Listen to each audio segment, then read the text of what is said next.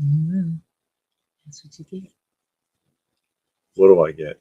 Hello, And everybody. Robert, and I see Black Knight is here. Black Knight, I saw your Ollie's video. Or nobody. Well, it says nobody's there yet because it's. I don't know what's it doing. Is anybody there? We'll have to see. We got Robert and we got Black Knight. Yeah, but I don't know if So they have seen it yet or if there's a lag.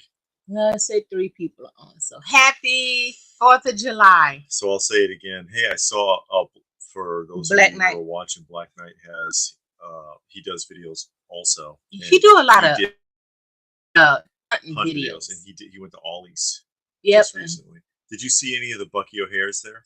Hey Jay. She Hey Robert. because she found two. She Yeah. found two, but Yeah. there Hey K Munin. there are six.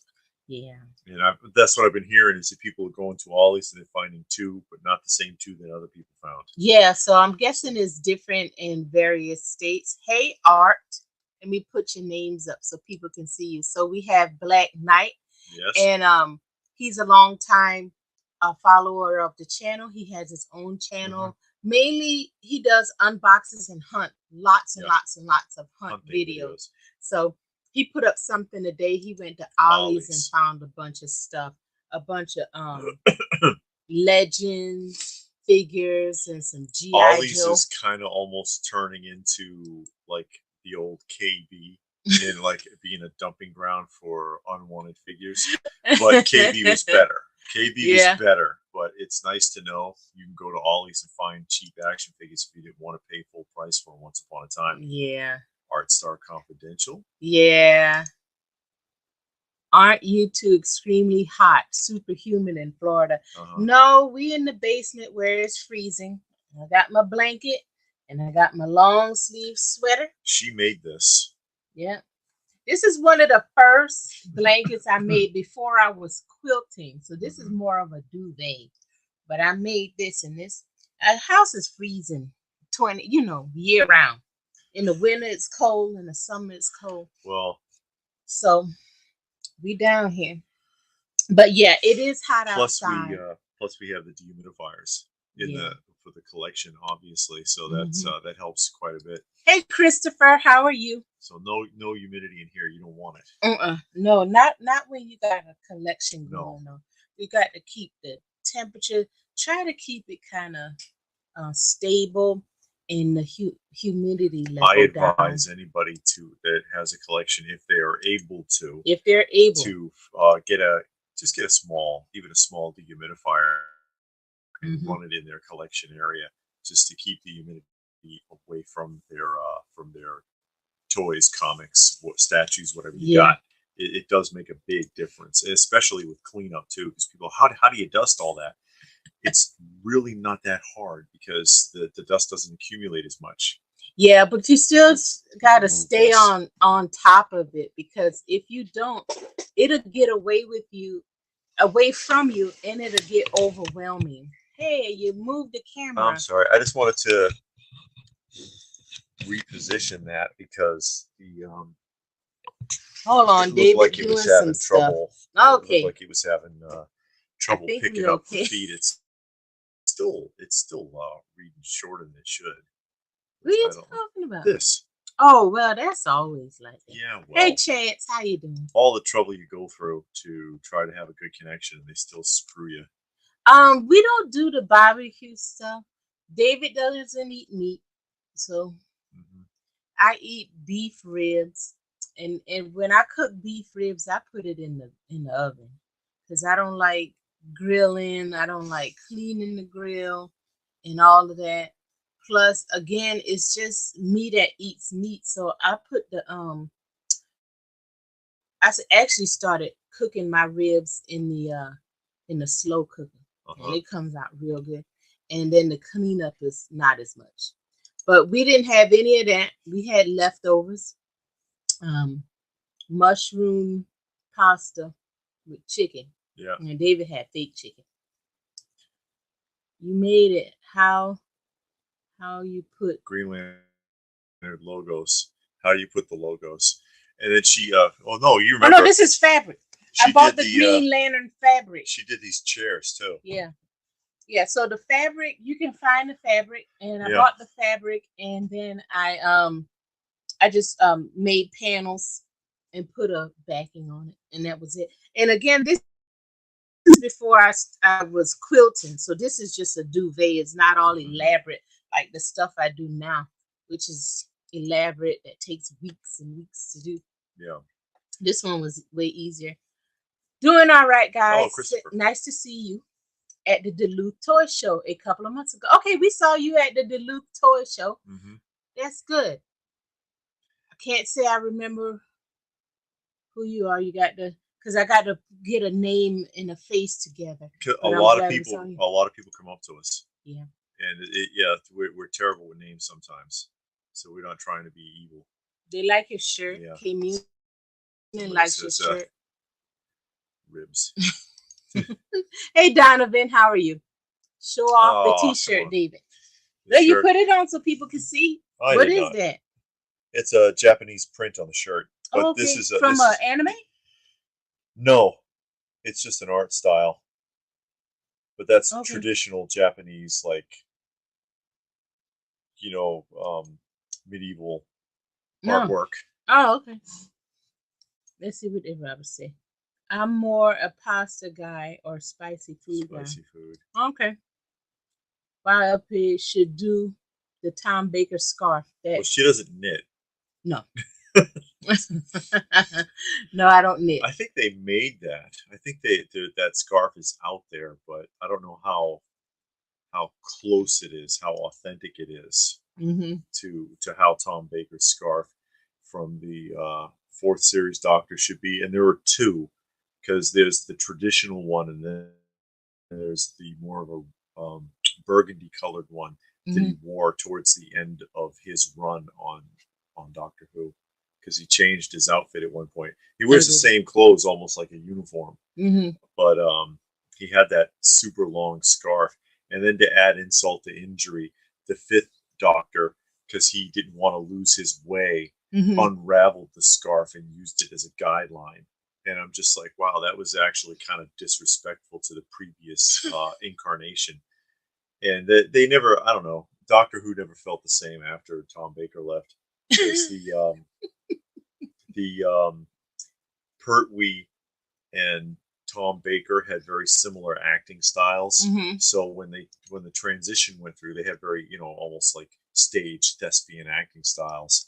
You've seen Tom Baker in other acting roles.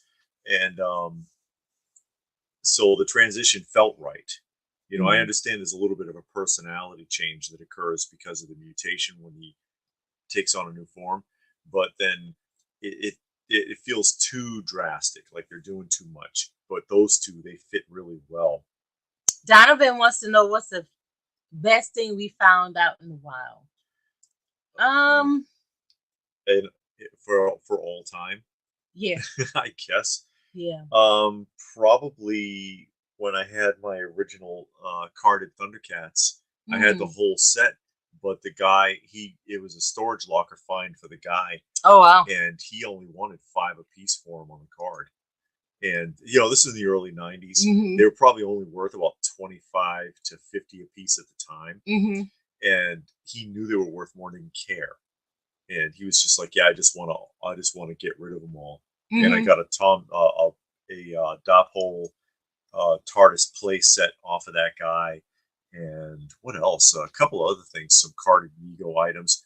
He just wanted to blow them out because he got them from a storage locker. And he's like, yeah, I know it's worth more, but I don't really care. And I wanted them for my collection. Unfortunately, all that's gone. You know the story there, because that's part of the collection that was stolen. And now it's so expensive. I don't know if I'll ever replace most of it. I think I remember that conversation. Okay, now I know who it is. Yeah. I think I do remember that conversation because I remember that stuff a lot better. I remember events and circumstances and things like that better than I remember names. But now, and I talked to you about the Luke Skywalker, right? My Luke Skywalker. The art style on the shirt is called. Okay, see, because she anime. Yeah. Anime. I didn't remember, but this is like I got a bunch of these from somebody, and they were imports from Thailand, Mm-hmm. and they fresh and brand new in the package. They all smell like rice. It was a nice smell though. Actually, it was like it just smelled like dry rice. Like jasmine rice. Yeah, something like that. They all did. It's like, I still, so every time I pull one out now, I still smell it to see if it's on there. But no, we're not going to see any fireworks. We haven't seen fireworks in years. I haven't gone. The last time I went was at Stone Mountain Park. And they do a lot of Stone Mountain Park, actually. Yeah, and I went on 4th of July, me, my dad, and my cousin. And we went early because we said, okay, we're going to just hang out at the park. We parked like a million miles away, and then we walked, and we went to the area where the fireworks was going to be, and it was jammed packed. Yeah. And people were fighting. This one group was fighting over this space because somebody came and put their stuff down to claim their spot and left, and somebody else came and reclaimed the spot, and they were about to go to blows. Yeah, for this how spot. People get. Yeah. And then I went to fireworks displays when I used to live in Boston because they do huge ones out there, but massive ones that would be televised on like 4th of July and on New Year's Eve. But any one of those, it's so jammed. I mean, if you want to stand 900 people deep, and then spend hours trying to get home, and I mean on foot because the roads will be closed, so will walk, and you will walk to the train station.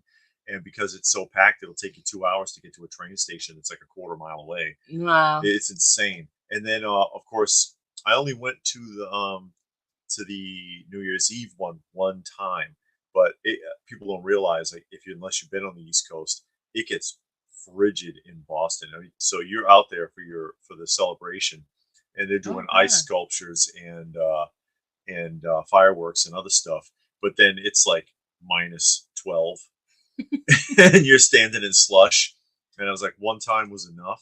The best fireworks display I was at, it was on a military base in Italy. They had a fireworks display one year, and I'm like, oh, it's gonna be the military. It's gonna be sorry. So we went out there, and they had it on the parade field, and it was big enough everybody could get a spot and see. And it started. And like 5 minutes later, it stopped. And everybody is looking around, but nobody left. And then about 20 minutes later, it starts up again. I guess they had a malfunction. Had a problem, yeah. And it lasted for like an hour and a half, literally. And it was really good. And I'm like, man, And that's the same thing as like in Boston. It was at least an hour long. But the thing also on the 4th of July one, they get the Navy out there with cannons, and they play that I forget the name of it. I can't think of the song. Yeah, with the cannons, the song, blow. Yeah, the octave actually requires the use of a cannon. Yeah. So when they get to it, boom, boom, and the Navy fires the cannons, bang, bang. But it's right on the waterfront, so you can actually feel the shockwave hitting you while you're standing there. Like, but so that was impressive. They do a good job. But then, as far as actual fireworks, even when I was a kid, they were illegal in Massachusetts. Oh, if it was anything more than a champagne bottle popper, the little string, and then you were in trouble.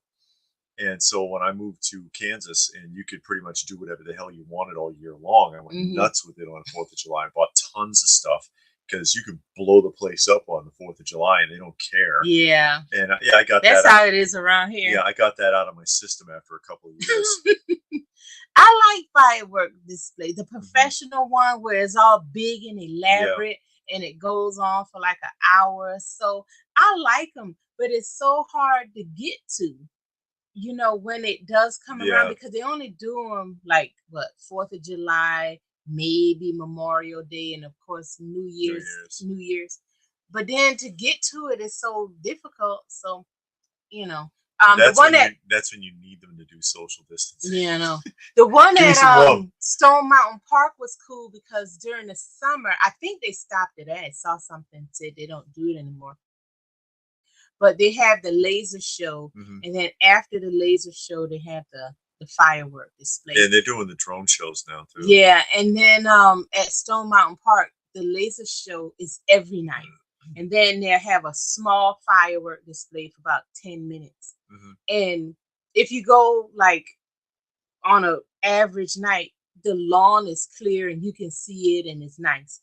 They have the same thing on 4th of July, but the laser show goes a little longer and the firework display is longer. But Chance Hoglass was saying that the guy died there. That's terrible. Yeah, at the show. It's a mess. Who wants some refrigerator? Yeah, you better go somewhere with them refrigerator magnets. It's gonna go in the trash. Oh, okay. He was on the final. Space 1999 had a lot of guest appearances. People don't even realize. Yeah, a lot of people. If you're paying attention, it's like, hey, I know who that is. Yeah, you're right, Donovan. Yeah, maybe they'll get some nice blurry photos of it. You know, and that's so funny. And me and my cousin laughed about this because with everybody got a cell phone nowadays, and they got the best cameras on a cell phone, but we still can't get a picture of Bigfoot and a good picture of the Loch Ness Monster. You notice how now that everybody's got a camera, yeah, those sightings don't happen. Yeah, anymore. You don't see them now. but when nobody had a camera and all you had was that grainy Polaroid, Bigfoot was everywhere. The Loch Ness Monster, UFOs was everywhere. Yeah, all over the place. Now, aliens running around in the bushes, and then suddenly, it just stopped happening. Oh yeah, see, he remember. Yeah. I remember that kind of stuff better. It's the names. I'm terrible with names sometimes. Can't believe I had a. The play school desk. Yeah. Oh yeah, I always thought it was a suitcase as a kid. I also the pull string, the pull string telephone. Mm-hmm. Yeah, it had the yellow plastic string, and you pull it in the eyes, it would rock back and forth, and it would ding. Yeah, nostalgic 70s. Yeah, 100%. Japanese style artwork is quite popular in Thailand. It's actually imitated all the time. Okay. 2 weeks ago, Geek Dad Life had 2 guys from Mondo on their podcast, and I see what you mean by you're not paid to talk. Some of the things their reviews do for free stuff. Somebody made a comment about that with those new Playmates turtles, because they said thanks for being honest about it. Because I said, hey Mark. Hey, Mark's here. It's because I was like, they don't look that great, but the price is right. Is what I think. That's what I said. Mm-hmm. They're cheap, so it's cool. It's okay.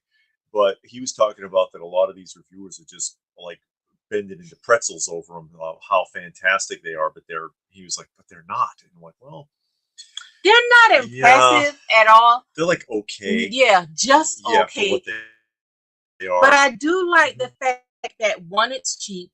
Yeah. They're coming out with a playset and a vehicle. So it feels like in the 80s when they came out with a line, you got some action figures, you got a vehicle, and you got a playset. So it feels like you're getting the whole package. Mm-hmm. So that experience is good. But the actual figures, it's like, again, and I always say, I'm beat this dead horse, how many Ninja Turtles do you need?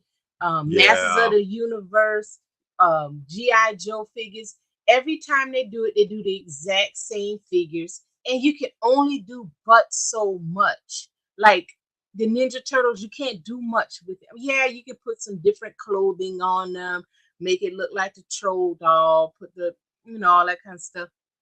But all in all, you're getting the same 4 figures plus the side characters that come along with it. So it's like, and then every company does the same thing, and it just wears you out after a while. So it's like, never liked Doctor Who, but was always into Jerry Anderson's show, The Thunderbirds. Jerry, and I'm a big fan of Jerry Anderson, especially the Super Marionation stuff, which is what he means with the Thunderbirds. And in particular, I used to really like the Terrahawks. Terrahawks is funny, especially the villains in Terrahawks are hilarious. And then Captain Scarlet, which has you wondering, why is this a children's show? Because it was scary. It could be scary. Because his superpower was that if he died, he could come back. Okay. So in every episode, he got killed.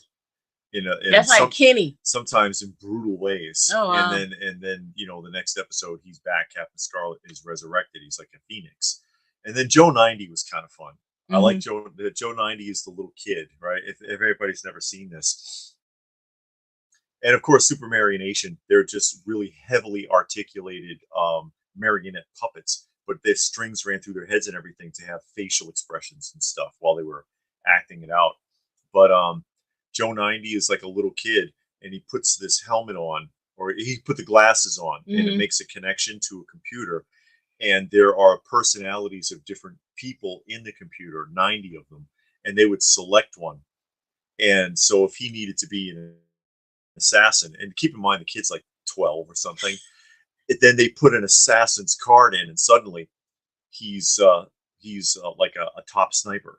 Something was crazy, or if they needed a deep sea diver or whatever, and the government was somehow okay with this using this kid, and it was hilarious because the one that pops into my head just now as I'm prattling on is he had infiltrated somewhere, and he's got his little suitcase, and they were like, "Look at this kid. He says he's a spy," and he says, "I am a spy. I'm a secret agent. I came here to kill you all." And he was like, "Yes, look, he even has a little toy pop gun and stuff in his little briefcase. Isn't that cute?" And he was like, "Yeah, but I really am going to kill all of you." And they're like, "Oh, that's hilarious. Just take him into the other room while we figure out what to do with him." And by the way, he did kill everybody there. It was hilarious. Chad said when he was 15, he set off some bottle rockets at the Cobb Galleria, and they made him clean up the parking lot after the 4th of July fireworks. Seems appropriate. Yeah. I mean the punishment. You did it. You fix it. Yeah. Unlike now, well, they're just the youth. Or they'll blame the parents, and then the parents have to pay a fine or something crazy. And then the kid's still crazy. So as a teen, I used to shoot off screamer bottle rockets at the river rafters at the Chattahoochee River when I was safely up high on the rocks. I was bad. Did David really find a Luke Skywalker abandoned car? I did. I'll tell that story another time. I'm going to, because I'm actually putting together a video where I have a video project, and that's going to be part of it. And I might do that in the next couple of weeks. Okay. And I'll tell that whole story again there. Super 7 dropped the ball when the second wave of the figures didn't have painted faces and skin. No, I am stuck trying to sell my first wave as I am out of that line. What which one?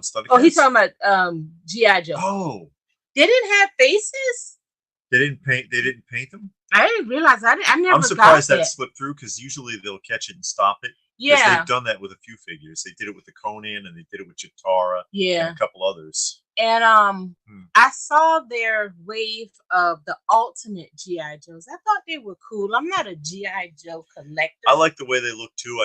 And I think I mentioned this when we first showed them. I just don't want to get pulled down another rabbit hole. Yeah, especially with modern stuff. Yeah, I'd rather stick to vintage. I like showing the modern stuff. I do appreciate a lot of it.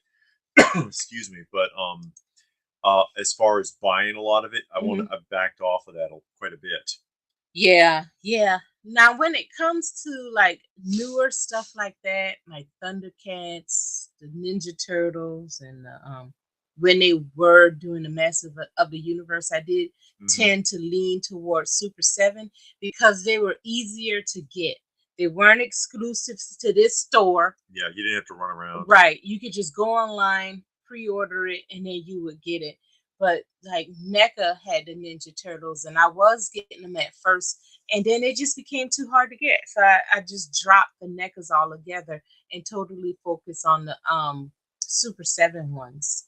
And I'm happy with them. They got so many waves on Thundercats and the Ninja Turtles. I just stopped at wave 10. I mean, after a while, you just got to draw the line. Robert, there is stuff available. They can't do a whole thing because keep in mind those were daily shows, and they were shot as daily shows. The Sesame Street and Electric Company and stuff. There is an anthology that has like a best of kind of thing, and I have them upstairs. It's like it's called Sesame Street Old School 70s Edition, Sesame Old School 80s Edition, and so on. Electric Company, whatever. But I mean, they did about, I want to say 230 to 250 episodes a year. So I mean, a 1 year the box set would be like this. There's no way they could put it all on disc. Yeah. And who would be able to afford it? I know. Especially with guest appearances. I mean, people don't realize how many celebrity guests were on. I mean, James Earl Jones was on there in the 70s, and they did a Star Wars parody with him. Yeah. There's too many licenses. Rainbow. That's why Muppets, they never released the last season of Muppets because they started putting them out, but they had so much trouble with licensing from all the guests that were on, they gave up. Yeah. But you can find like a best of, and it has all the classic shorts and everything in it, and some really well-known stories in it as well. It's worth looking at. It's very nostalgic. But you can find them on YouTube because at the center we got this one girl. She loves Sesame Street. Yeah, some of it is available on YouTube. Yeah. I mean, you probably not gonna watch every single episode, but you get a good chunk. Yeah. And she sits there and watch Reading Rainbow and Sesame Street. She like the old ones. And Lamb Chops Play Along. Yeah, Lamb Chops is fun. If it's a Lamb Chop Play Along is a good show. And I like Zoobly Zoo.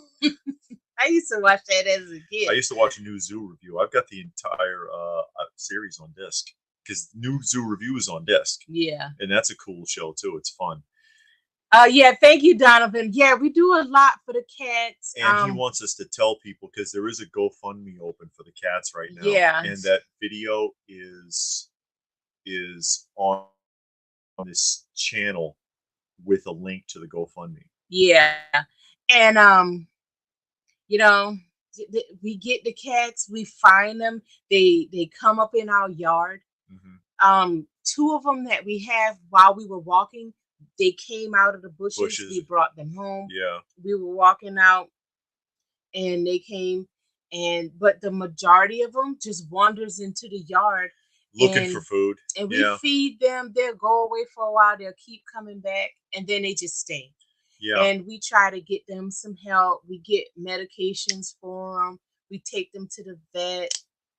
We do all of that kind of stuff. Poor Hobo was sick for a while, and we had to pull some strings to get medication for him. Yeah, and of course, Hobo's the one that has no teeth. Yeah, Dad got really sick, and we didn't know what was wrong with him. It was a tumor, which he got the surgery for. He's doing pretty good now, actually. Yeah, and we talked about that the last live stream because he had no control of his bowels and bladder because of that. And now after the surgery, he's better. He's looking better. He's starting to gain weight. You could tell he's not in pain anymore. Yeah. So, every little bit help, and we are grateful to everybody. The recent runs to the vet kind of just caught us up, but because Dad had that issue, and then Hobo is always getting in the scrapes and getting in the fights, and he can't defend himself because he can't bite, which is probably a good thing because he has feline AIDS, and that's how it's not the same as human AIDS. But it's like that's how it's transmitted. If he bites someone real good, they could get infected with it, but he can't. So that's probably a good thing in a way. But it's been it caught up with us for a little bit. Yeah, I don't know what Fembot is. Fembot's from the Kenner $6 Million Man collection. Oh, I have Maskatron. I don't have a Fembot in the box, so I used to have the whole set, but again, hey, I could go down that road again, but I'll leave it alone. Yeah, pre-ordering Kaiser. Yeah, I know the feeling. And then the thing, like places like Super 7 and if you go to the direct site, they take your money right then. But like Big Bad Toy Store, Entertainment Earth, they take your money when the is available.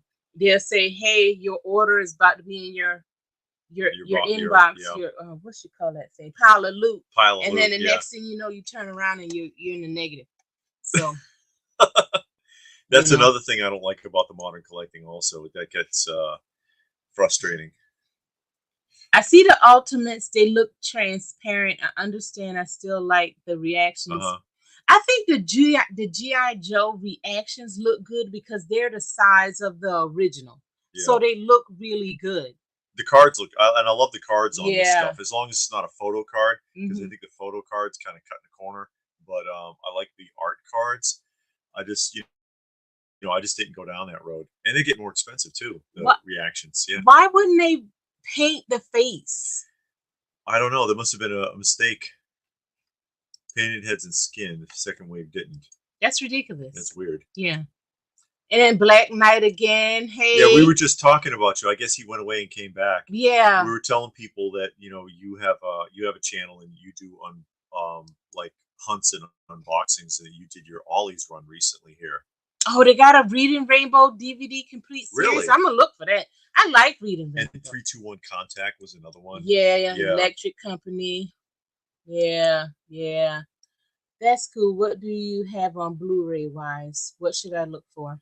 I don't know if they're on Blu-ray, but they were on regular DVD. Yeah. And they have like a best of Electric Company as well. I don't know about like Mr. Rogers and stuff, but I know those two are on. You can find on disc. Yeah, that's right. They're supposed to look exactly like the Funimation.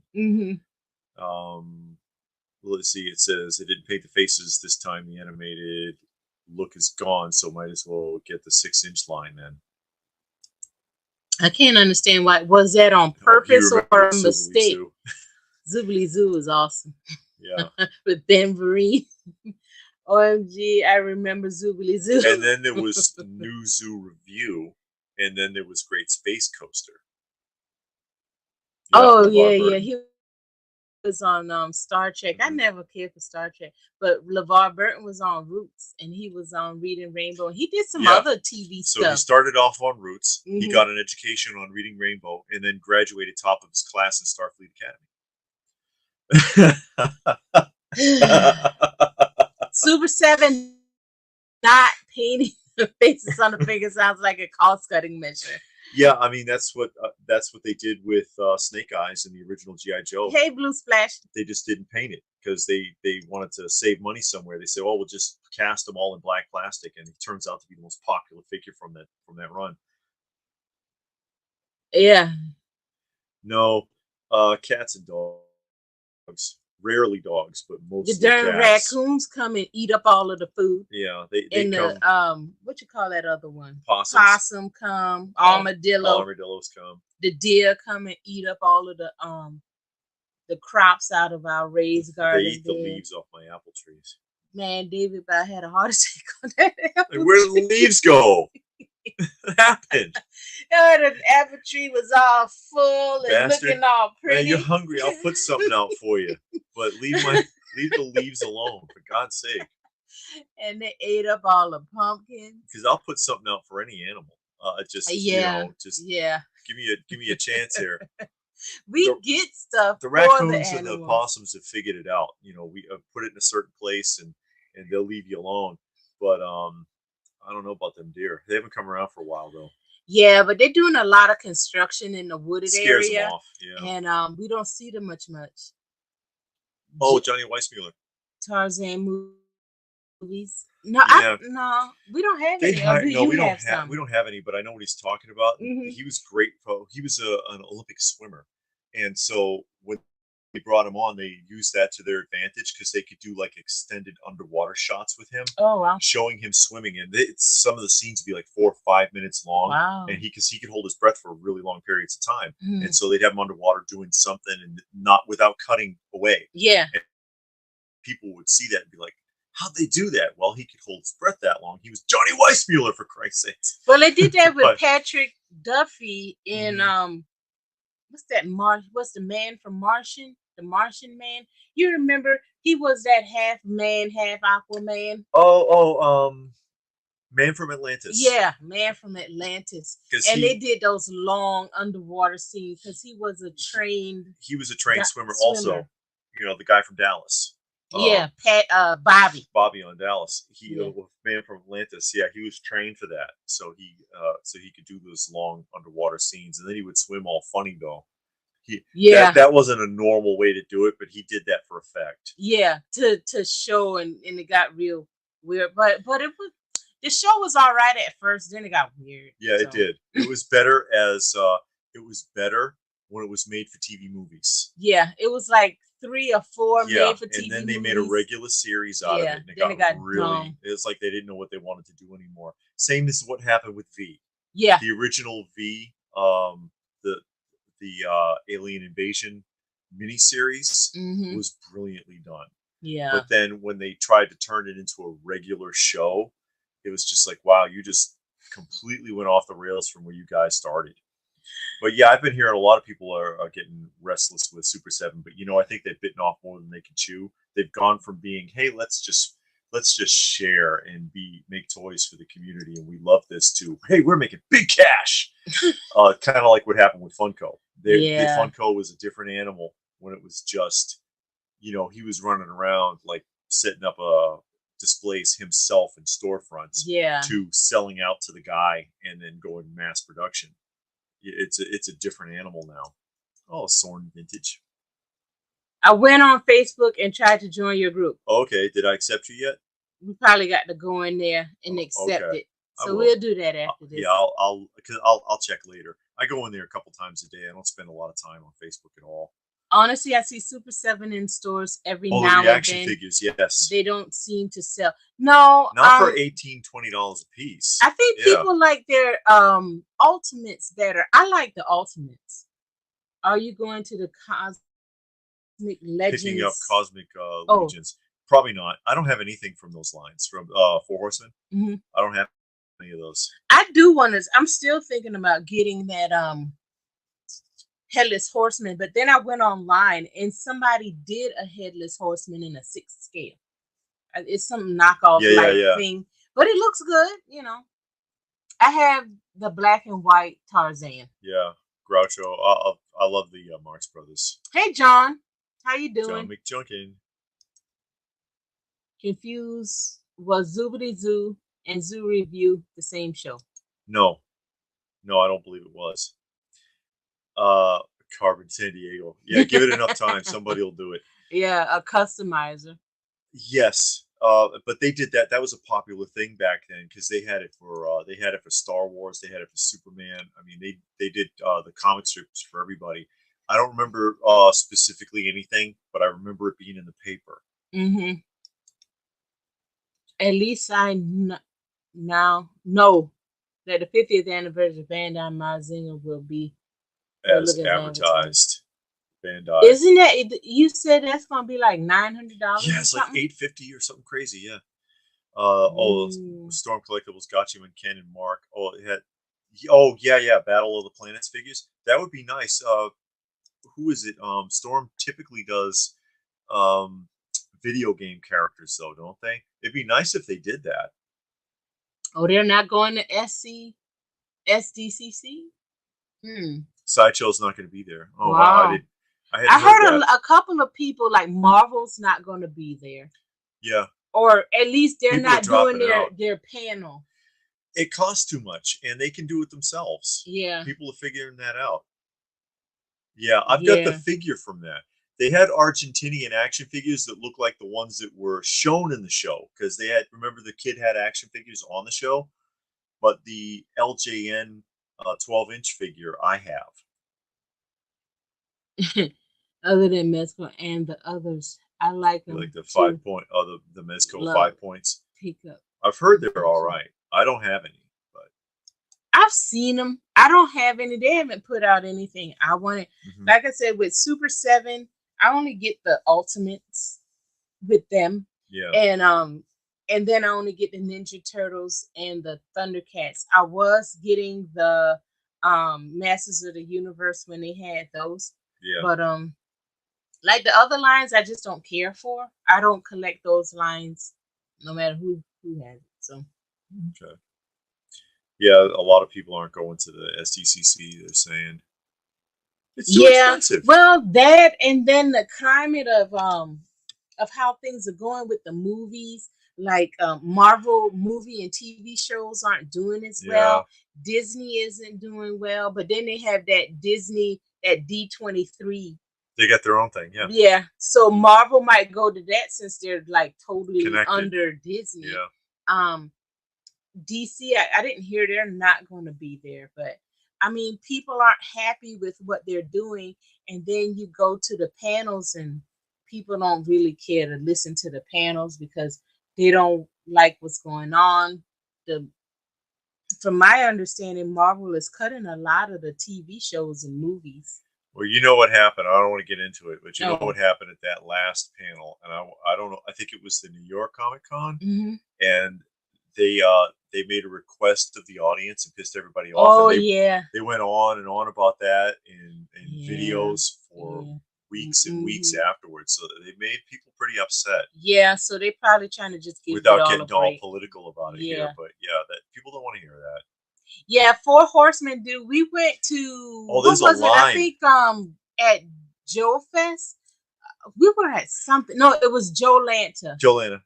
And the Four Horsemen were there, and the Or line was it Toylanta? Because Jolanta's coming well, up. yeah, Yeah, it's Toylanta. Toylanta. And the line was long. And when we got there first because of the press pass. Yeah. And their booth was packed. I'm like, man, do they plan on selling all that? And then they opened the They doors. sure did.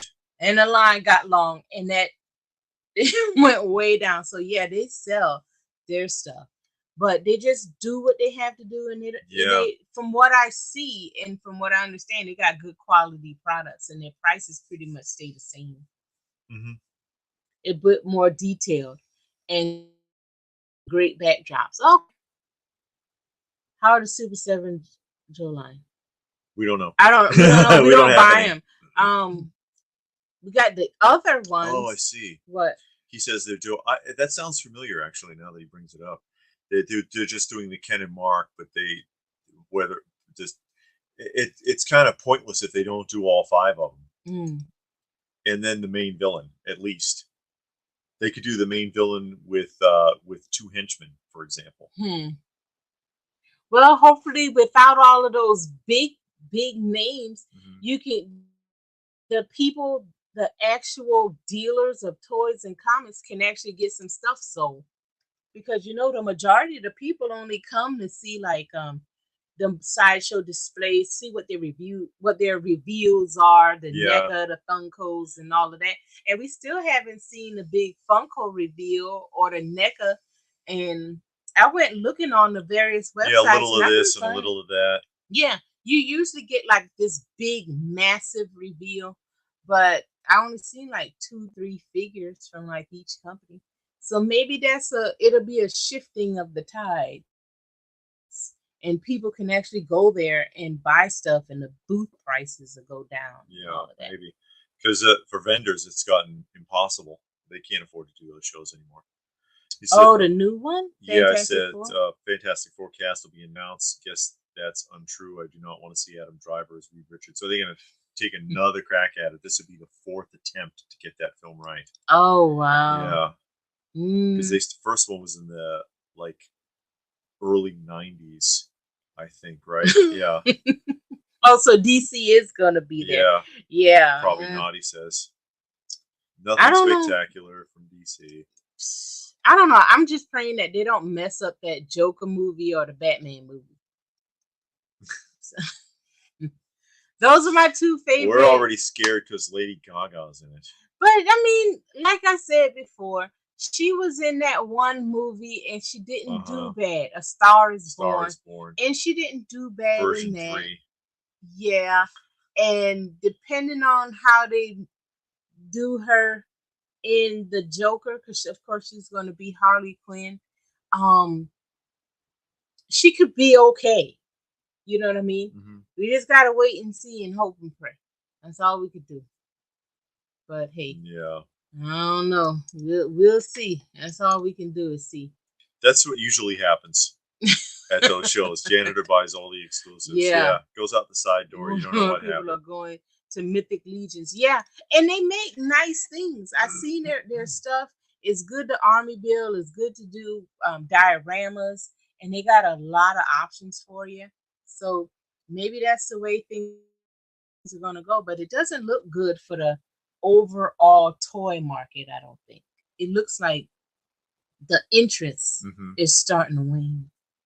Mezco 5 points. I get Mesco, Scooby Doo, Josie, Josie. Ninja Turtles, Godzilla versus Mechagodzilla. Yeah, they've been doing a bunch of them. Yeah. No one sells as fast as Ric Flair. Wrong Four Horsemen. Oh, come on. I think it was the New York Comic Con. What? Should I just say it? So, because people are asking. No. All right. Happy for Easel Monkey. SCCC has also become, yeah, all of them. And we actually saw a video on that because one company owns all of the Comic Cons. The New York, the San Diego, they're under this big umbrella, and they're always looking to buy out other ones. Yeah, they buy out the smaller ones, raise the prices, and then you have more artist alley. You get more of the novelty stuff. Yeah, they have this concept of nerd culture is all fitting under the same umbrella, and they don't differentiate. So you take something that's unique, like, okay, we're primarily a comic show, or we're primarily a vintage action figure show, for example, and they're like, okay, well, we're gonna buy out your franchise, but now we're gonna bring everybody in so we can make more money. So now here comes all your tons of cosplayers. Comes all your half of it's going to be Artist Alley and all this other stuff, and they incorporate all this other junk into it that you didn't expect. And you don't want. These things don't go together. This is why they were in their own pockets in the first place. And you can't make a big fair with all of it because something's going to get lost. And we experienced that actually with that Power Rangers. I forget what they called it, the Power Rangers thing that we went to. Yeah. Advertised toys and comics. And guess what we didn't see there? Toys or comics. There was none. There was one vendor with Pops. We knew the guy. Yeah, and he brought all of his Power Ranger Pops because he was like, I can't sell them, and I saw this, and I figured maybe I can get rid of them here. People will buy it because all it was really there was autograph sessions. Yeah, and Artist Alley, and which a million cosplayers, all kinds of knickknacks. People are selling beads and stuff that ain't even related to Power Rangers. And it's like, what are you doing here? It's like a flea market. And I'm not trying to rag on these people. I get it. They're trying to do their thing. But, I mean, you get the guy with the wood carving kit and stuff, and there's no Power Rangers wood carvings on your table. What are you doing? But they advertise toys and comics. I didn't see any. And so it's like, what is this? I mean, if you're going for that or you're going for autographs, that's fine. But you can't incorporate all of that lumped together that way. I don't see it really working. Well, I would think if you want to do it that way, divide it up more. Have a spot, and I understand why they don't. If you had a spot for Artist Alley, hardly nobody's gonna go over there. Yeah, and they know it. And we've seen that at certain shows. And that's the vacant area where everyone else is packed over here. And one show we went to, it was a big open area, and they did have it divided up. They had everything Artist Alley in the back. It was one huge, gigantic room, but all of Artist Alley was in the very back. Nobody was back there. Yeah. And it was a distinct line because they had like this big old massive aisleway between the Artist Alley and then the toys and comics. And when you looked over to where the Artist Alley was nobody over there. Yeah. And then they had all of your signings on one side, and then on another side they had like the person had where you can do pictures because somebody had like a Ghostbuster car, and then they had something else and something else and something else, and you can go over there and take pictures. I like that because you go, you're walking around and it's Artist Alley, and this guy's an artist, this guy got some t-shirts, and this guy got something you don't even recognize, and then you got a comic book guy and a toy person, and then more. It's like one guy got a million socks and all of that, and you're like, You know, I don't know. I know everybody gotta sell their stuff, but I don't know. I just don't go over there. So, oh yeah, K-Muni, Jada has a new Ryu that's coming out. And I saw the pictures for it. I sent it to David so he can put it up on Friday. But it's like the evil Ryu. It looks good. Yeah. It looks good. And they're going to be putting that out. That's a SDCC exclusive. I don't know where it's going to be sold, but Jada usually sell their stuff everywhere. Christopher says that I saw the new Indiana Jones Thursday. Not as bad as people are saying. Worth seeing for the first 20 minutes. Yeah, but is it worth seeing for the rest of the 2 hours and 10 minutes of the movie? Yeah, is the question. And that's what I've been hearing is like the first 15, 20 minutes felt like an indie movie, and then they don't know what happened. So I don't know. I don't know. I didn't see it. Yeah. Yeah. Wandering around. I'm sure it'll be some people. You're just not gonna have. Eric says that Prime 1 and Queen aren't going either. Oh wow! Wow, those are the big people that everybody go to they see. love seeing the Prime 1 and Queen stuff. Yeah. Yeah, and also even a sideshow. What about XM? Are they gonna be there? I still get Blu-ray in India as long as he doesn't die on the rock or blow in space. Yeah. Those are gonna be singing 60. Oh yeah. I don't know about that. Nostalgia says canceling Hot Toys Batman 89 and Flash Batman 6 scale collecting is too expensive. Oh yeah. I understand. Oh, Stone Sour's here. Hey, Stone Sour.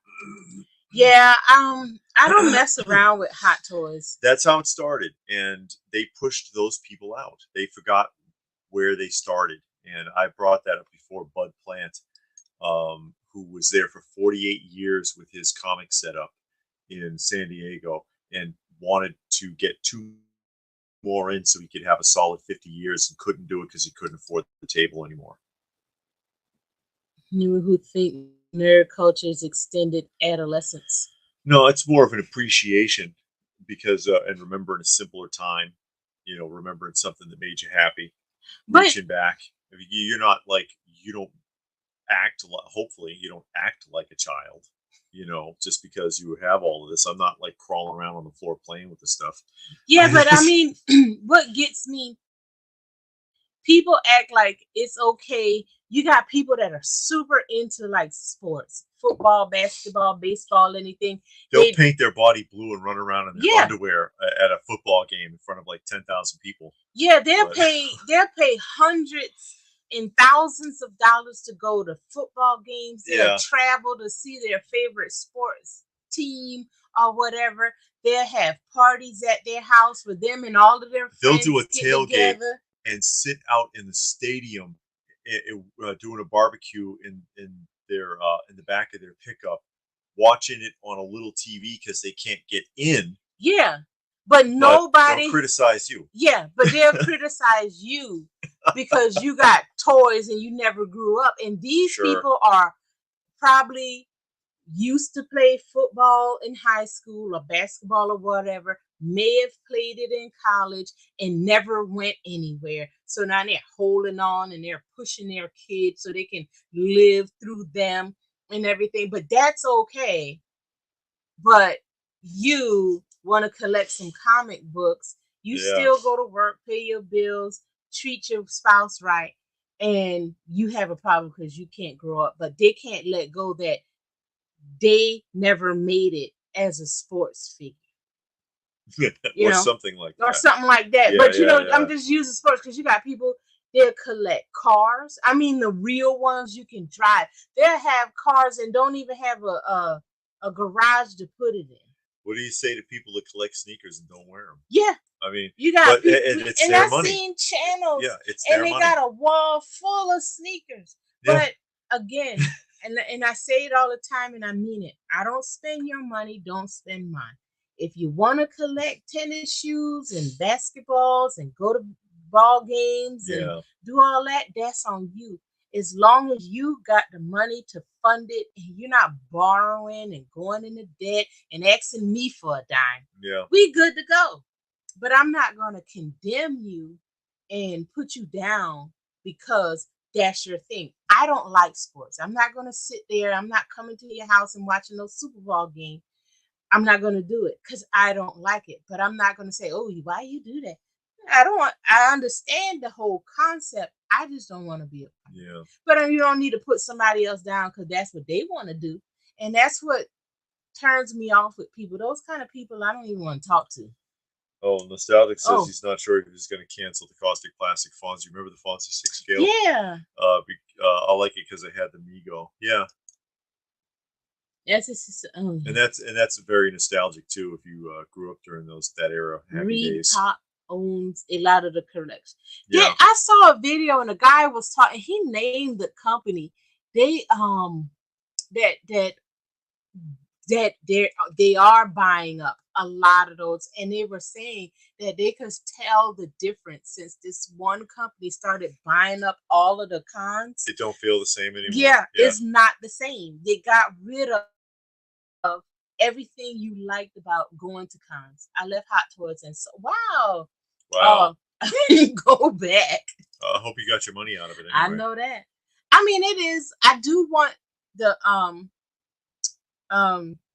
Michael Keaton Hot Toys, and I would like to get the Jack Nicholson Hot Toys. And I was kind of sad I missed it when Sideshow re-released or found some Michael Keaton Batmans and they sold them for cost. I wasn't able to get it, and I kind of hate that. But I won't get them now because the cost is just really ridiculous. Yeah. But if I could afford them, I would get those. Yeah, that's one of the things we like about going to the vintage shows. It's not that there's anything necessarily wrong with Funko Pops. We just prefer to see older stuff. Mm-hmm. Yeah. He says it Dragon Con. Okay. Oh, yeah. Dragon Con is the one here in Atlanta. We've never been there because of the cost. Yeah. And then the cost of these cons. Some of them are ridiculous, yeah. Yeah. I mean, the big ones like Dragon Con, Wizard, SDCC, New York, it's over $100 for one day. Mm-hmm. And it's like, took my wife and daughter to Kansas City Comic Con and Cartoon Convention. Mm-hmm. Very nice. Lots of people there, and ended up spending $750 on some DVDs, comic books, figures, food, drink.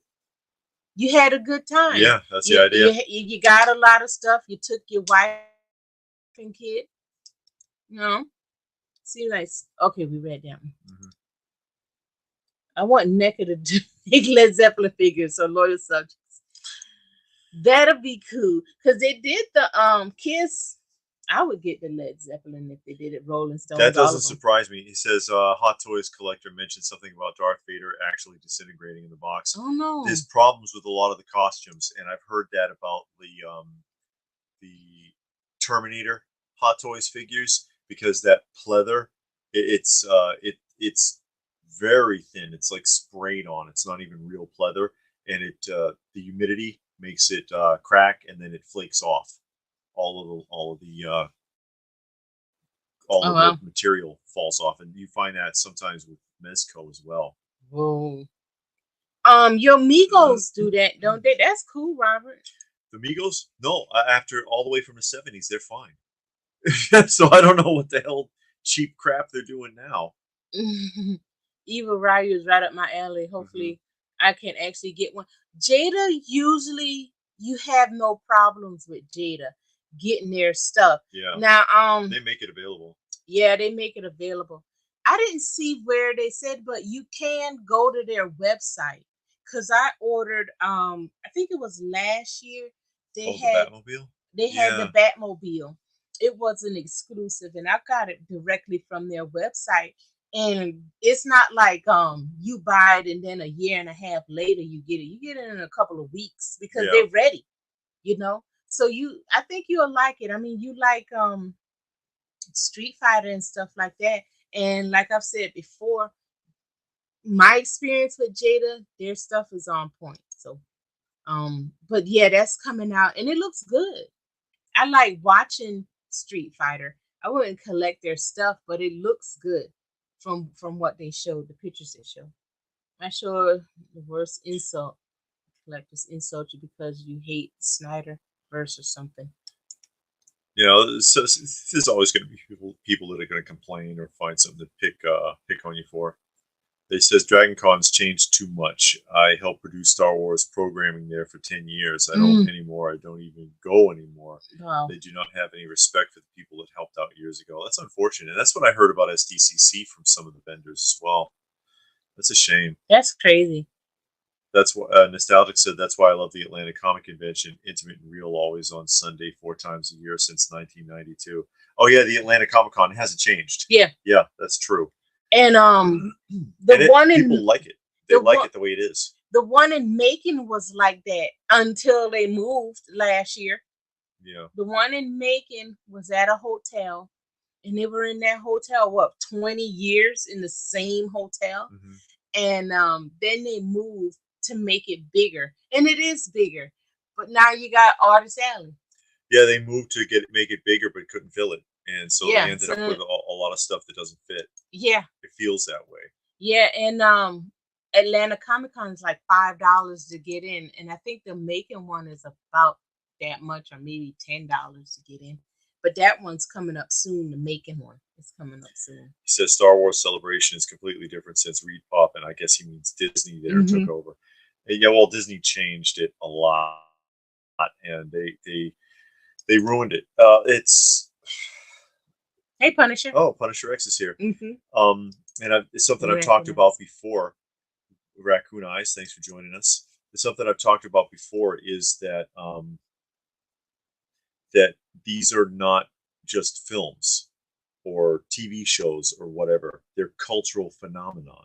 Star Wars was a cultural phenomenon when it came out. So was the original Indiana Jones. So was the original Star Trek television series.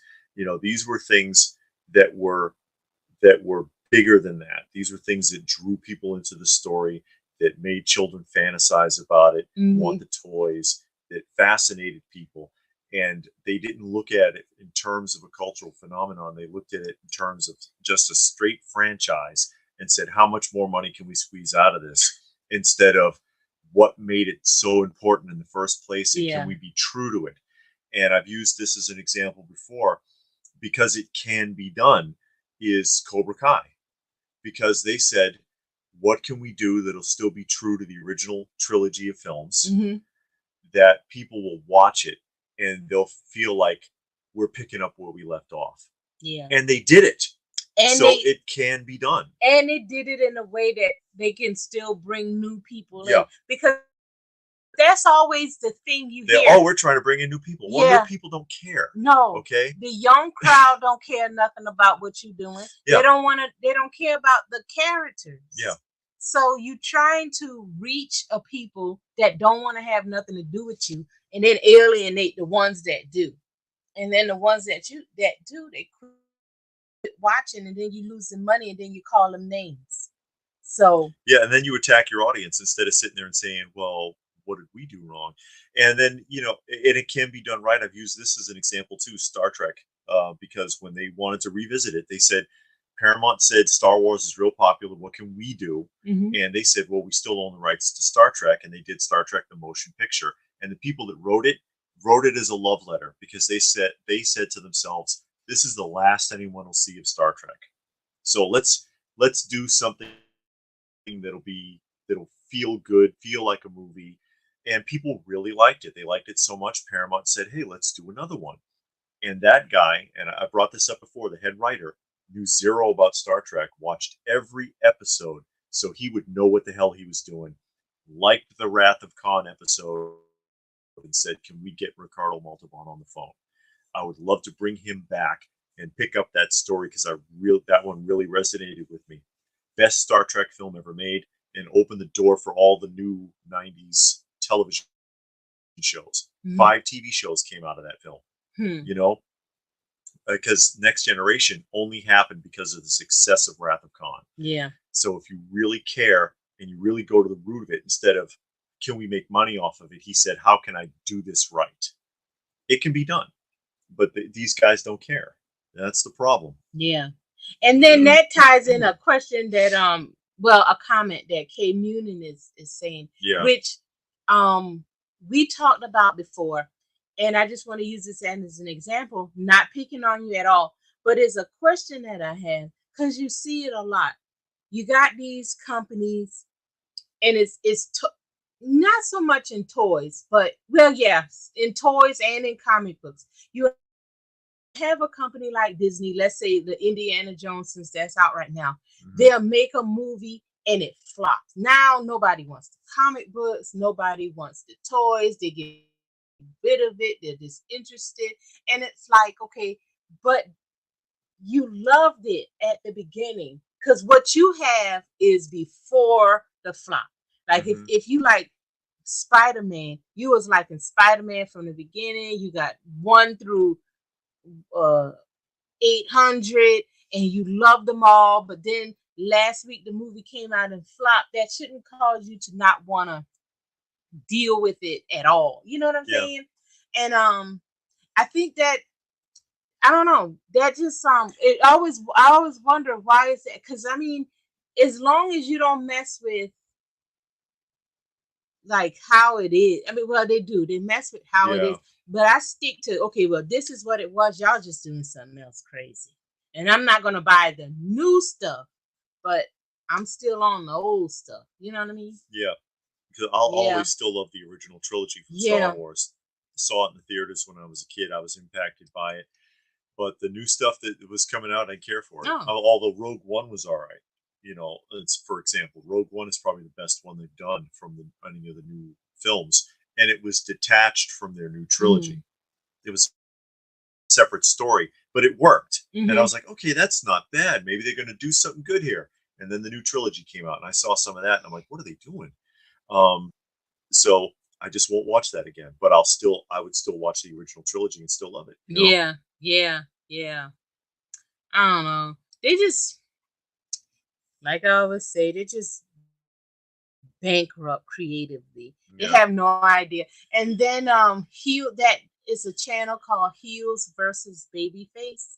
He's out of the UK. He's out of Europe. He did a video today, and it was actually pretty good. What would he do to fix the Indiana Jones movie? And he said if I was going to do an outline. Yeah, and he gave his idea, and it sounded good. It made more sense. I was like, man, I want to see that, and I'm not even a fan of Indiana Jones. Yeah, but his idea basically was the so-called Dial of Destiny. Instead of being a time machine, it was a map. And I'm like, okay, wait a minute. That makes a little more sense. Well, where's this going? And instead of the girl, it's Short Round. Because everybody wanted to see Short Round coming back. Yeah. And it's like, the way he pieced it together, it felt better. It felt like it would have been a better story. And the way that he pieced it together, because he told you what the ending would look like, it could still continue on without Harrison Ford. Isn't it Harrison Ford? Yes. Yeah, it could still go on without Harrison Ford. It would continue on with Short Round and Harrison Ford's son, Mutt. Yeah, so I think it was Mutt. And that was good. But if these companies get so locked up like they've been getting the last couple of years, they can ask the fans. The fans will gladly give them advice. All they want, throw them a couple of dollars. Oh, thank you for your input, and then take those ideas because that's what people want to see, and not all of your. And then you find out the true. And I don't want to delve too much into it, but we know who Dutch is from the Atlanta. Is Dutch the older, the gray hair guy with the gray beard? Is that I don't think that's who Dutch is. You say he sits outside the front door, or is that the guy that takes the tickets? I don't know. The guy with the action figures. But I think he sits to the right of the door, right? He sit outside the front door and sells action figures. Yeah, that's on the right side of the opening. The guy on the left is selling the tickets. I think that's who you're talking about, right? I don't know. But what was I saying? You were talking about the actors. Do they not read these scripts? And I gotta wonder about their integrity sometimes. And I would like to see more integrity be had, like Hugo Weaving, for example. Because when they redid, when they added to went back to the Matrix franchise, right? Because apparently that flopped too. People were pissed with that Matrix 4. Yeah, the last one. When they went around with it, okay, and they got as far as Hugo Weaving, who played Agent Smith, and he read the script. He was like, "Wait a minute, I don't like this, but I'm willing to work with you. Maybe we can talk about it, and maybe we can do a little bit of a rewrite." And they dismissed him. Oh, wow. They told him to take a hike, and they replaced him. But that's what I'm talking about. Hugo Weaving had enough integrity. He didn't want to alter the character. He wanted it to be true to the character because the script wasn't. But most of these guys, they're not true to the character. They're true to that paycheck. Yeah. And that's what you got to question. It's like, so how, where is the honor, Harrison Ford, if or any of these other guys? I don't know. They said at first Harrison Ford didn't want to do it, but they kept throwing money at him. Yeah. And then I guess that money got high enough. Yeah, I guess the check got big enough, as if he needs it. I don't know. You don't know what people's financial state is. Yeah, I guess see Harrison Ford on Skid Row living out of a burned out van.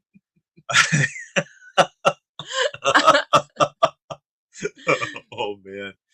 Spike says he would watch that movie with Short Round. Yeah. His idea was good. It's heels versus babyface. Heel versus babyface, and he does like movie reviews and TV show and game reviews and talks like that. Yeah.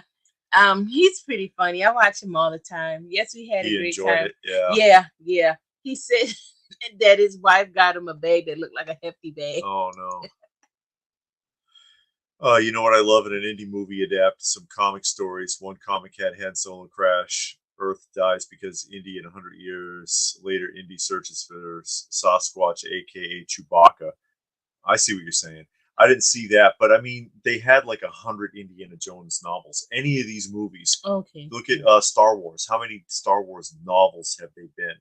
They could go through those and find a good story, I'm sure. Oh. K-Unit says, mention this on Comic Collector Geek's YouTube channel. Is it even possible to get younger audiences to like comics anymore when manga is more popular, not politicized? All they have to do is start writing the way they used to. Yeah.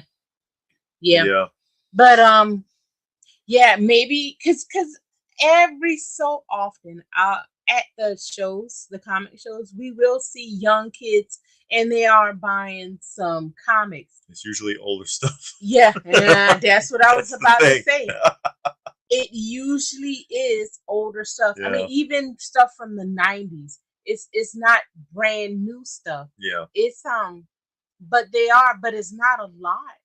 And I've never read a manga book, but from my understanding, and we did that interview with those girls, and they were saying how the storyline is a lot more involved, is a more in depth, and I've seen some videos of current comic books that's out right now, and the people have read some of the panels, or they flipped through and they were flipping slow enough so I could read the panels.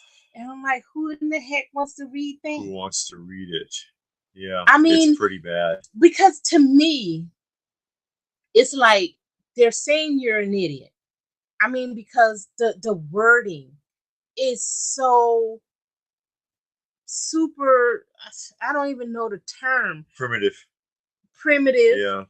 It's like, are you insulting my intelligence? You know what I mean? It's not like see Jane run.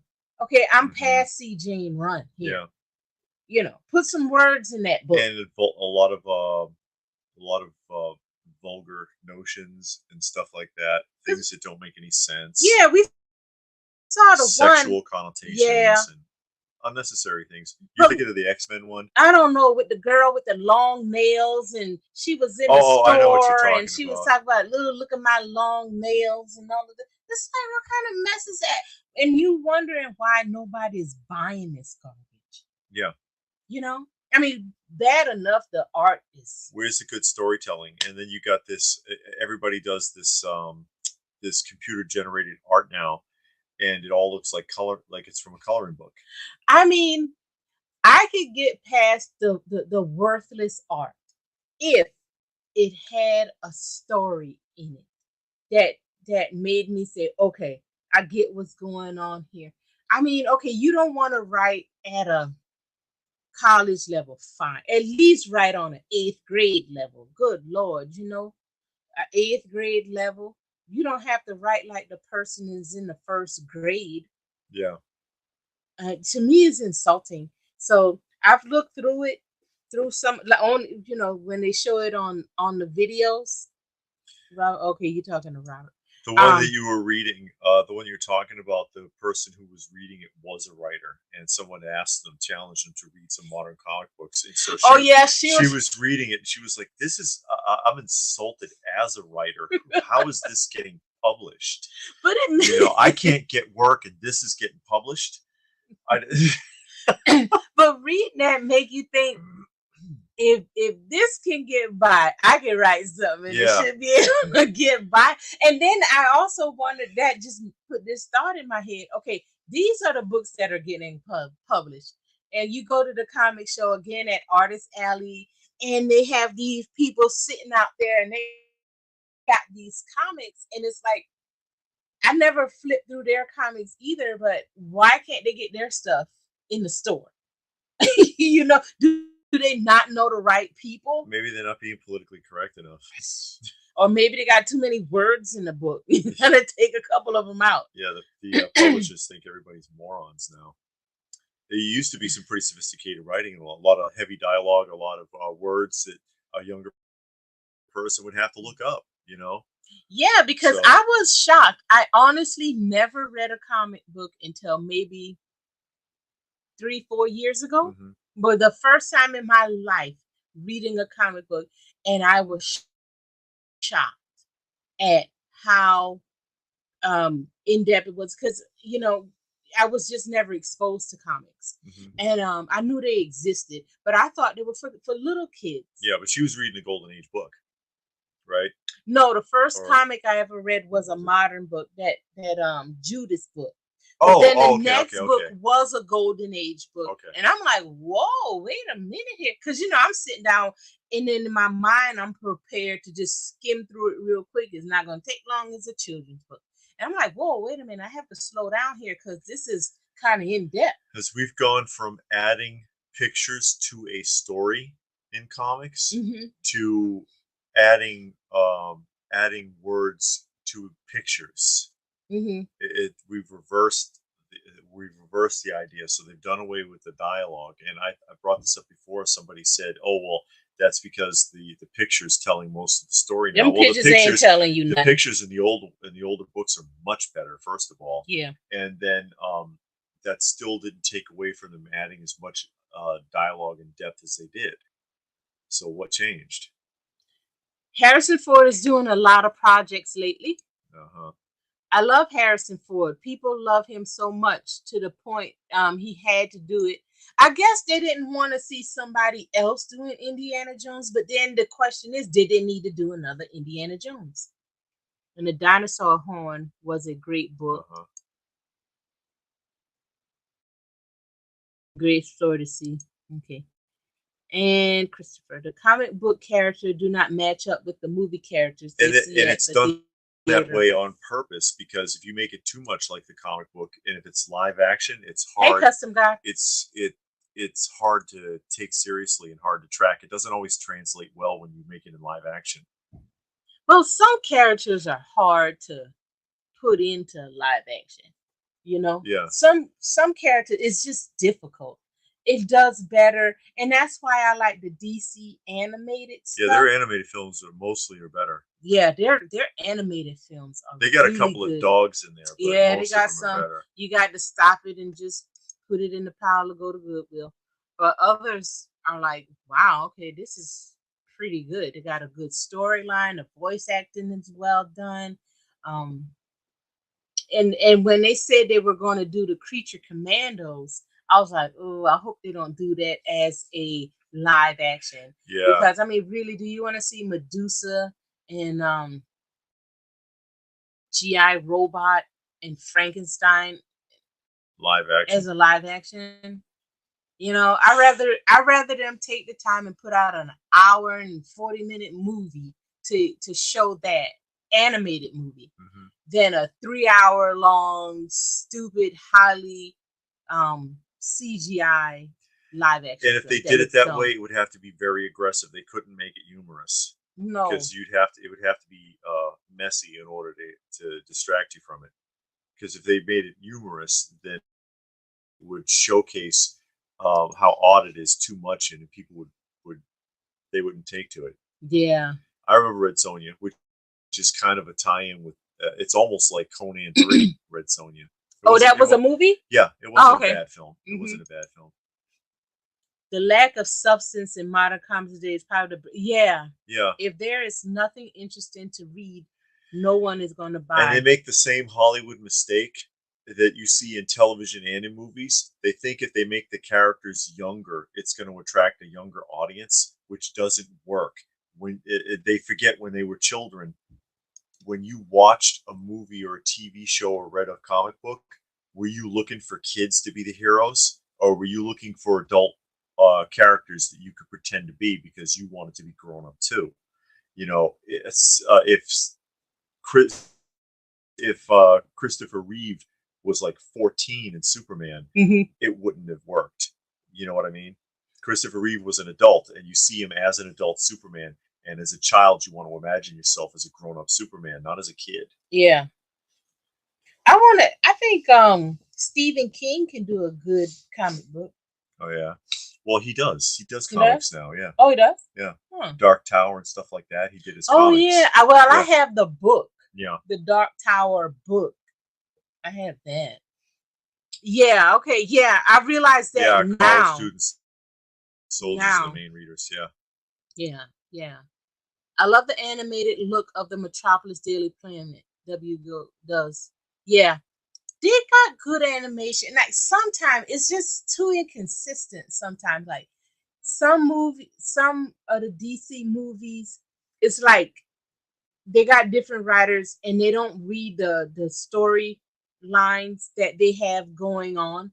So then it's like, okay, in this storyline we got these characters, but then the next movie, which is supposed to be in that same storyline, this character doesn't exist at all. And it's like, what happened? Yeah. And then they have their PC ones that you're just like, you can't even get through it. Yeah, like, you gotta take it out. Like that Wonder Woman one. I think we got through 5 minutes of it. It was awful. It was awful. As Steve lands, his plane crashes, and he's on Paradise Island, and the girls are out there, and he's like, "Ooh, looks like this pilot hit the jackpot, ladies." And it's like, you just crashed your plane. Nobody is going to do that. Nobody. And it's like it was going like that, and we were just like, nah. And then Diana was just, and of course they kick his ass. Yeah. Yeah. She was this ultra high feminist, and it was just too much. Yeah. And I mean, maybe it would have got better. I wasn't giving it a chance. So we turned that off. It wasn't going to get better. No, it wasn't. No. He didn't even care to see. Stanley actually put effort into his characters and stories. He did. He really did. And you can see that as you read through the comics that he was involved in. What I was saying is a kid goes to the movie and sees, let's say, Thor, and then goes to a comic book shop, and the Thor in the comic book is a girl. Oh yeah, it's not the same. Yeah, that too, because they have all these multiverse things that they do in the comics, and I never understood that.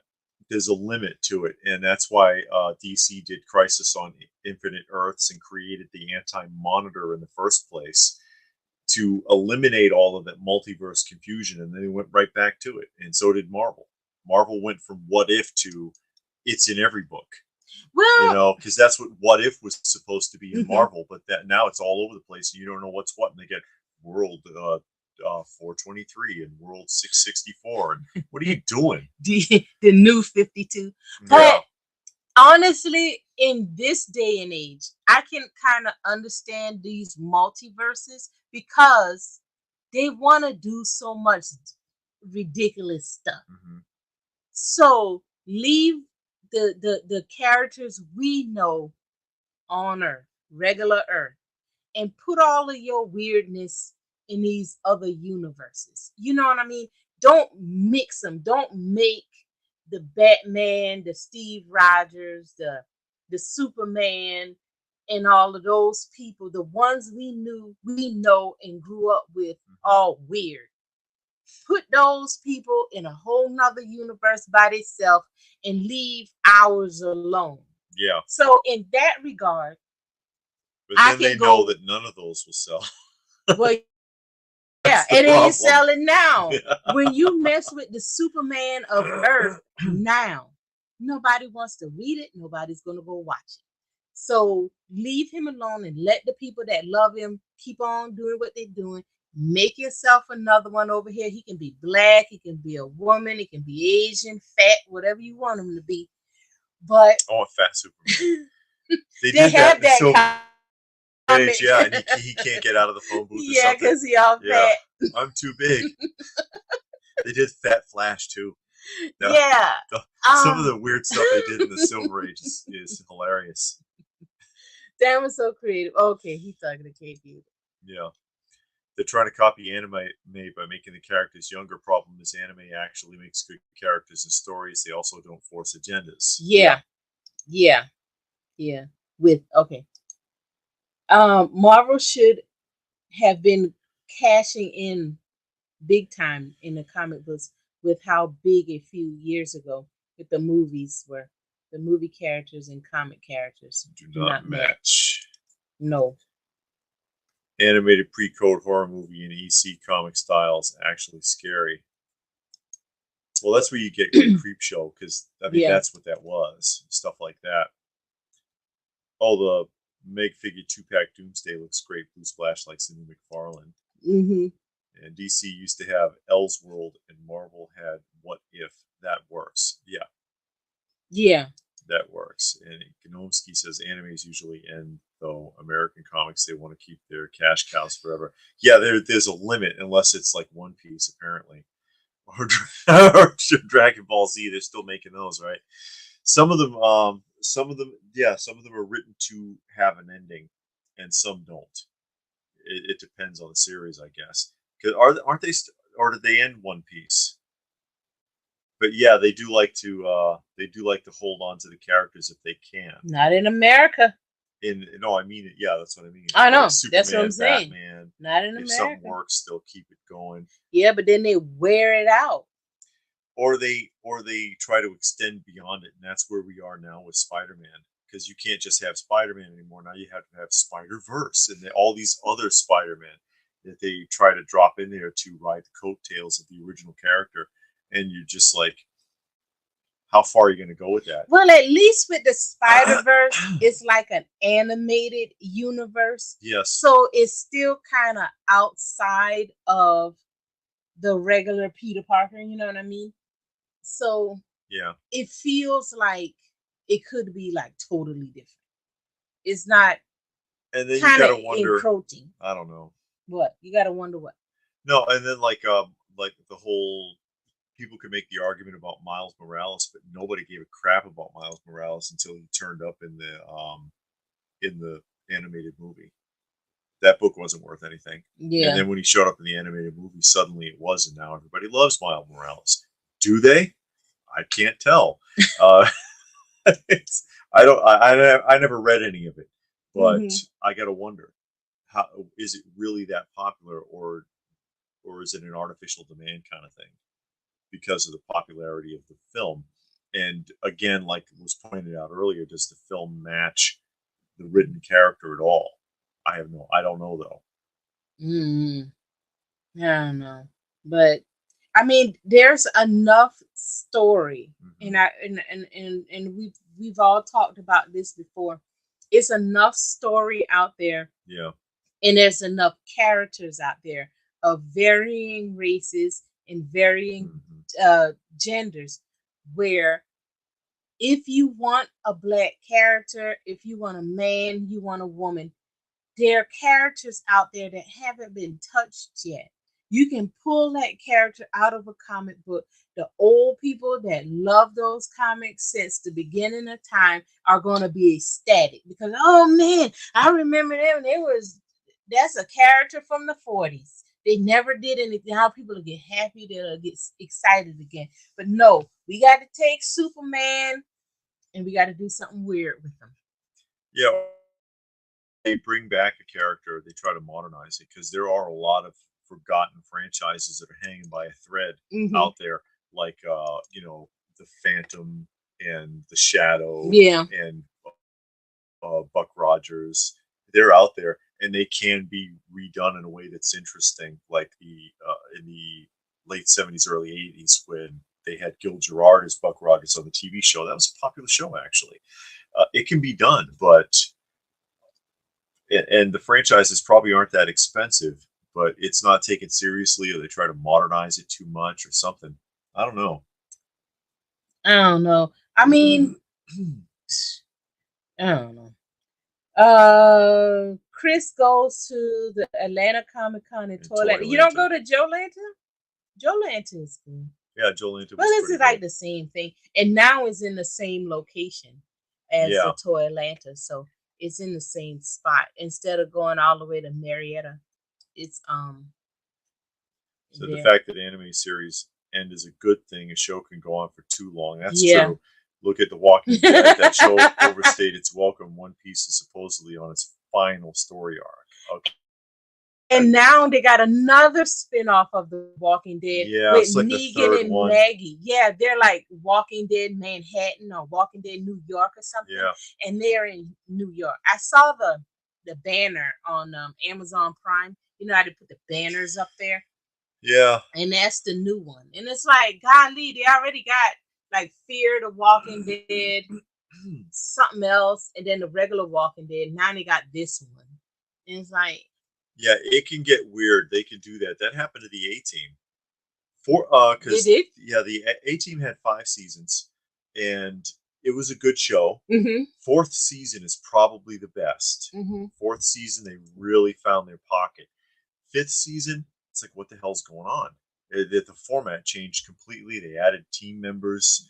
They got taken over by the CIA, who was sending them on missions. It was weird, and it's like, this is the same show. It didn't feel the same at all.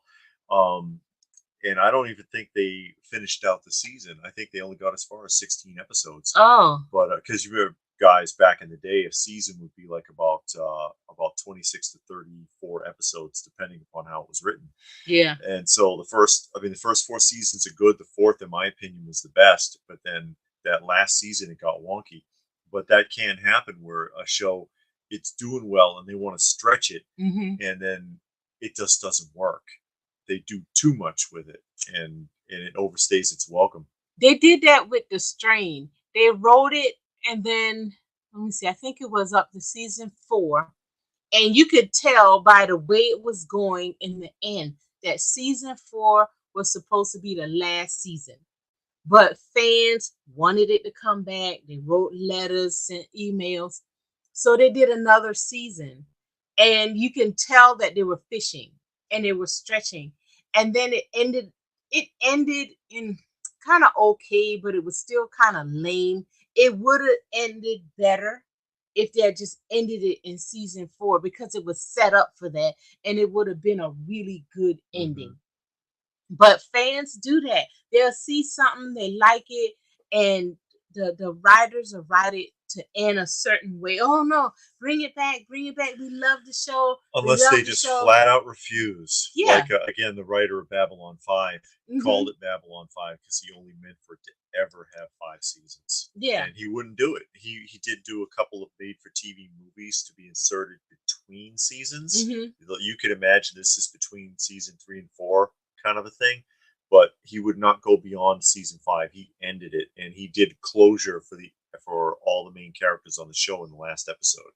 And or like we were talking about Jerry Anderson earlier, Space 1999. In the year 1999, studios tried desperately to buy the rights from that family to because they wanted to do a Space 1999 in that year, and he was like, "No way, you guys will mess it up."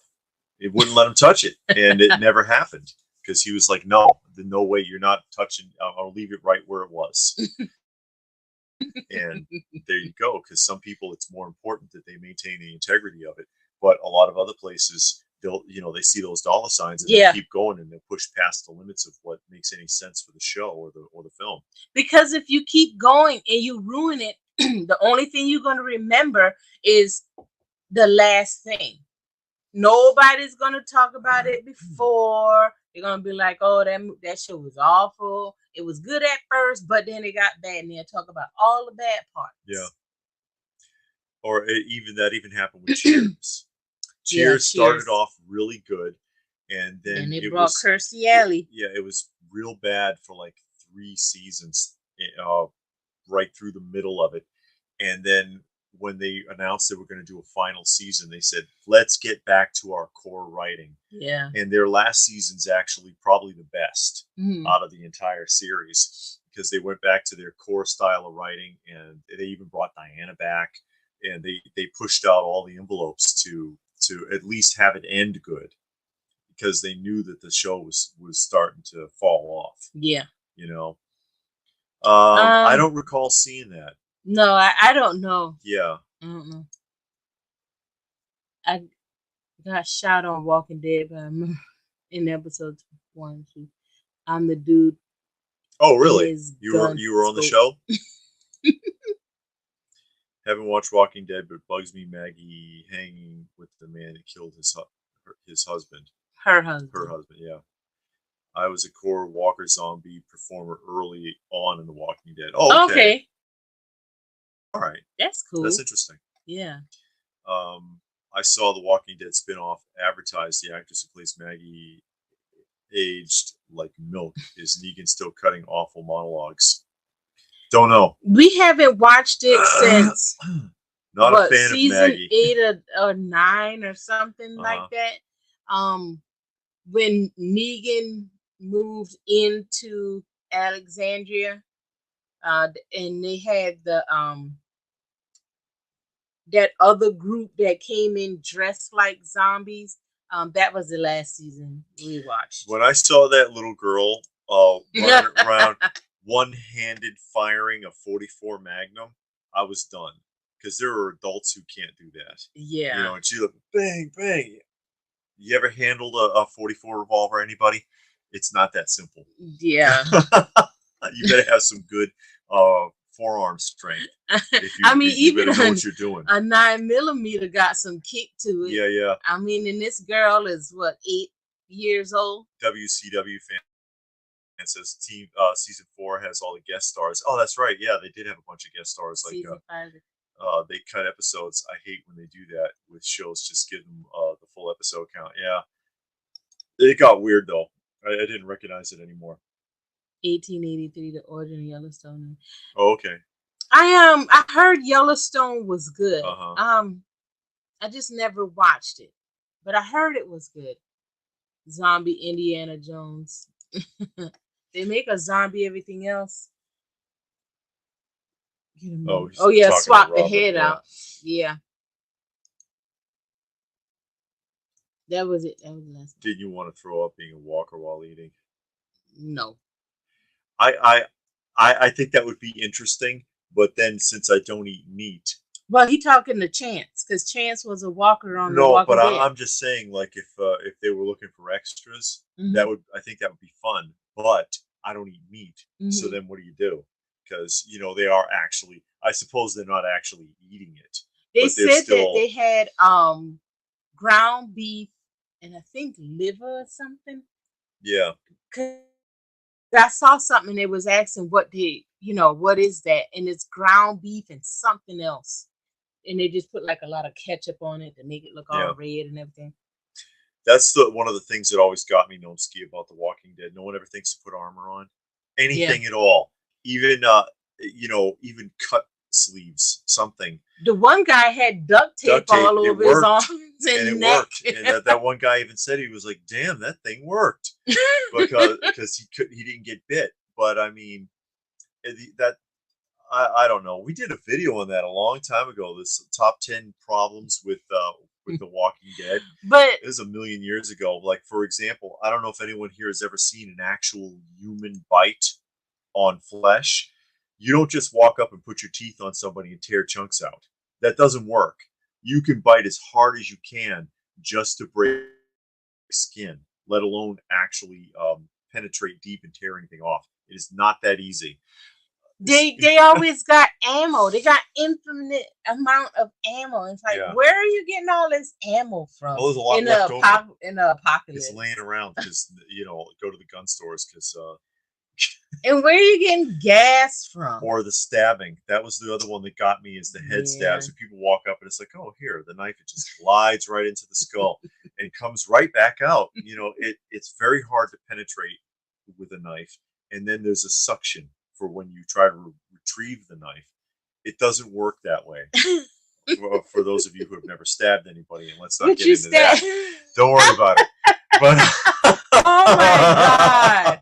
I don't even want to know. Yeah, he says that Negan was portrayed too cartoony for a live action show. Now I heard that when they announced that they were going to bring Negan in, a lot of the fans that read the comics was concerned because I guess in the comics Negan is like kind of vulgar. It's like really vulgar. So they was like, well, how are they going to work it in? But then they said that Jeffrey Dean Morgan, the wording was fine. But I guess he still wasn't like in the comics. I guess he was too like comic relief because he was funny. Like a lot of his rants sometimes, was kind of funny, I thought. Was that Yellowstone is good, he says? Yeah, I heard it was good. It's on Peacock. I know, but we'll get a preview though. Okay. And he's saying the catered food was great too on that set. Oh yeah. And this Bigby McFly. Hey, Bigby McFly. Bigby has a channel, mostly comics, but he does a lot of not reviews, but where he shows like the various comic pickup he has and stuff like that. Great channel. Go check him out. And that's his name right there, Bigby McFly on the comic guy. YouTube, and I think he also has a Instagram page, I believe, with the same name. But every time I see him, it's always on YouTube. Yes. And he does a lot of shorts of his comics. So hey, Bigby. He wants to know what episodes he was in. Who? Nostalgic Pod Blast. Oh. He's asking what episodes. Because I would, like I said, I would be interested in that, but then I won't want to work with me. I've been told that I should do voice acting, actually, but I don't even know how to get into that. I don't know what Smile is, so I don't know if that's a scary movie. It's a horror movie, but I don't know much about it. Oh yeah, I stopped Walking Dead at the Negan stuff. Yeah, we tried for a while. But we watched it, and then they get rid of the main character, and it's like, which of course is Rick, and it's like, well, now what? Yeah. And the way they did that, I didn't like because it was outside of his character. He would never just leave. If he wanted to leave the show, they could have killed him off. I know the character said he wanted a break, and maybe they intended on bringing him back, but the way he left, this just wasn't part of his character. So I didn't like the way they took him off the show. It didn't fit. Inconsistencies in the zombies was the worst part of The Walking Dead. 1 second they're slow, then they're fast, and the next day they sneak up on you quietly. They shouldn't be able to sneak up on nobody. And then they strong too. Yeah, that makes no sense. How are they strong and falling apart at the same time? There's a lot of issues, honestly, if you really want to dig into it. Oh, Bigby is on Instagram too, so look him up. He got a lot. I know we talked before about comics and different comic channels, and Bigby has a good collection, and he has a lot of nice stuff. So you want to make sure that you go by so you can see the stuff he has. Oh yeah, he is an artist too. He does custom artwork. I forgot about that. And he has a lot of that. I now do remember he's on Instagram because I did see his stuff on Instagram. He got a lot of artwork on Instagram. That is right. Oh, Raw Talk is here. Hey, Raw Talk, Thanks Raw for Deal. joining us this evening as we continue on. Mm-hmm. God bless, God bless. Indeed. And Raw Talk. The Last of Us was pretty good. The show? Or the comic? No, that's a game. Oh, it was that's right. It was a game, and then it was a comic. No, it was a video game, and then it was a TV show. I didn't see the show.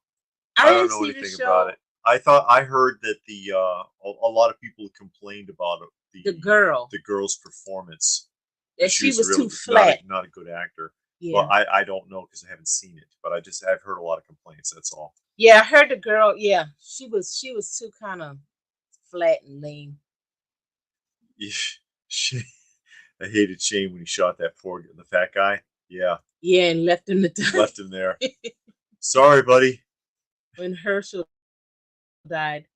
Herschel. Oh, yeah. Pop Comics. Hey, there's Pop.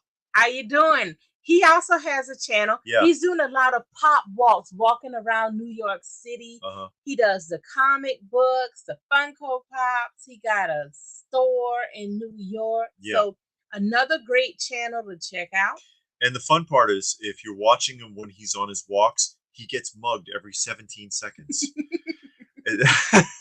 So you get to watch him fend people off. I've got nothing left. No, I'm kidding. His walks are actually pretty quiet. Yeah, and he just walks and talks. He walks around New York. Talks to the people that are on the chat with him. He does it as a live.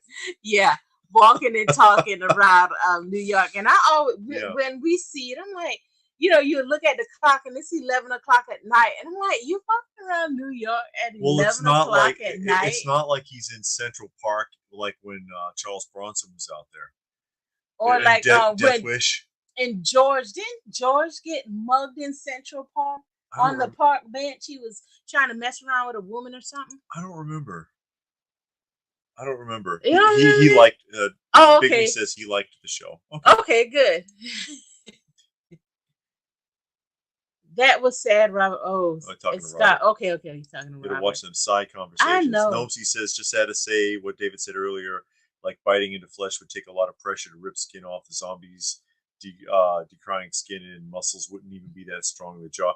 Yeah, they're already falling apart, but for some reason, shark teeth and powerful like vice grip jaws. It makes no sense. A dog can't rip chunks out of you that easily. They can't. Have you ever seen dog bites? I got bit by a dog. I've seen people. I got bit by a dog before too. Yeah, they can penetrate, but tearing something off, that takes a lot of work, even for an animal who's designed for it. But zombies, just they tap you with their teeth, and the flesh just tears off in chunks. What about when Rick bit that man's neck off? And then you're contaminated. Yeah, I know, he bit through the guy's neck. Or the contamination doesn't make sense either. The other one that got me, if you remember, I can't remember his name, the redheaded guy. Oh yeah, I liked him. And the girl, she got carried away and she was slashing and slashed through his arm. Yeah. She had been cutting through zombies. She should have contaminated him when she cut his arm, and he should have gotten infected, because any of these other things, I mean, they drool on you and you turn into a zombie. But she cuts him with a sword dripping with zombie gore, and he's fine. But Abraham.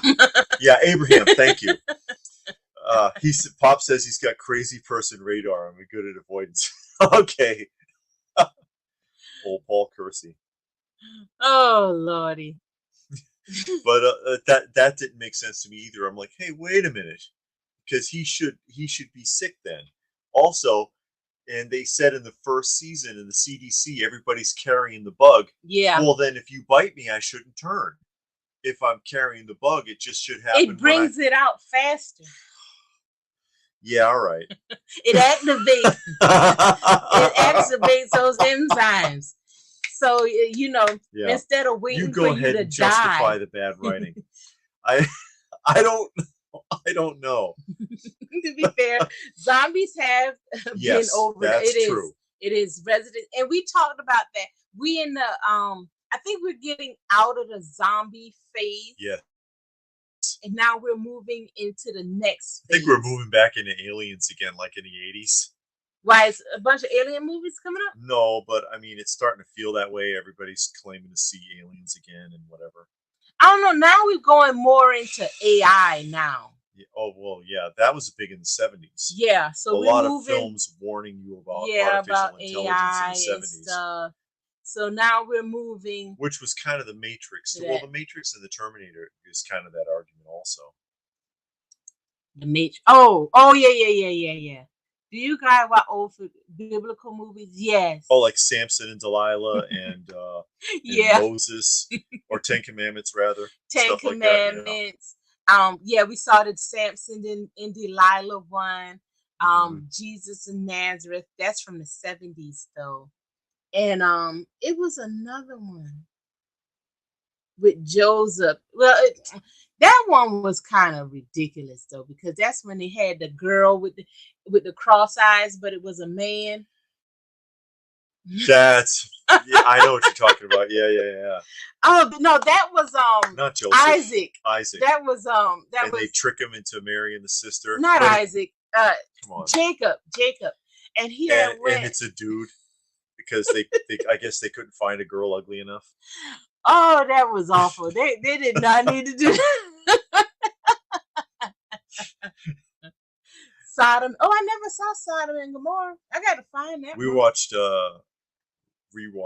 Jesus Christ Superstar recently. Jesus Christ Superstar is good. That's some good music. Yeah. And when you watch the movie, that's some great dancing, especially that one long dance sequence that they do. Dawn of the Dead remake kicked off the zombie craze in the mid-2000s. Well, they had to get away from those like vampires. They are all infected before they even die. The bite accelerates things. Well, you know that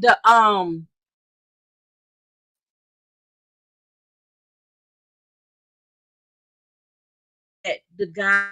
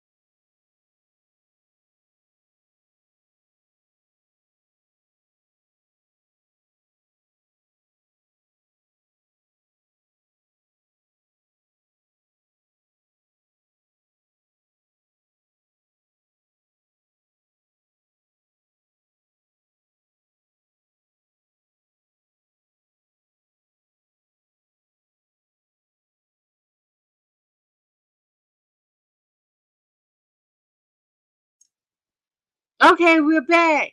Are y'all still there? Are y'all still there? Uh-oh. This says 9. But now we're black again. Okay. Oh. Well, we're back. So we were talking about Biggie McFly. And what we were saying is what's the show? Breaking Bad. They said the drugs that they were, that blue meth is what started caused a zombie outbreak. So hey, maybe But we're back. Sorry about the screw up there, guys. I know. Hopefully y'all can see us. Yeah, that's me right there. Okay, good. Zombie bit the connection. Yeah, they probably did. Let's see if we can get ourselves caught back up. Get situated here. Okay. I don't know what's going on with the connection. Everything all right?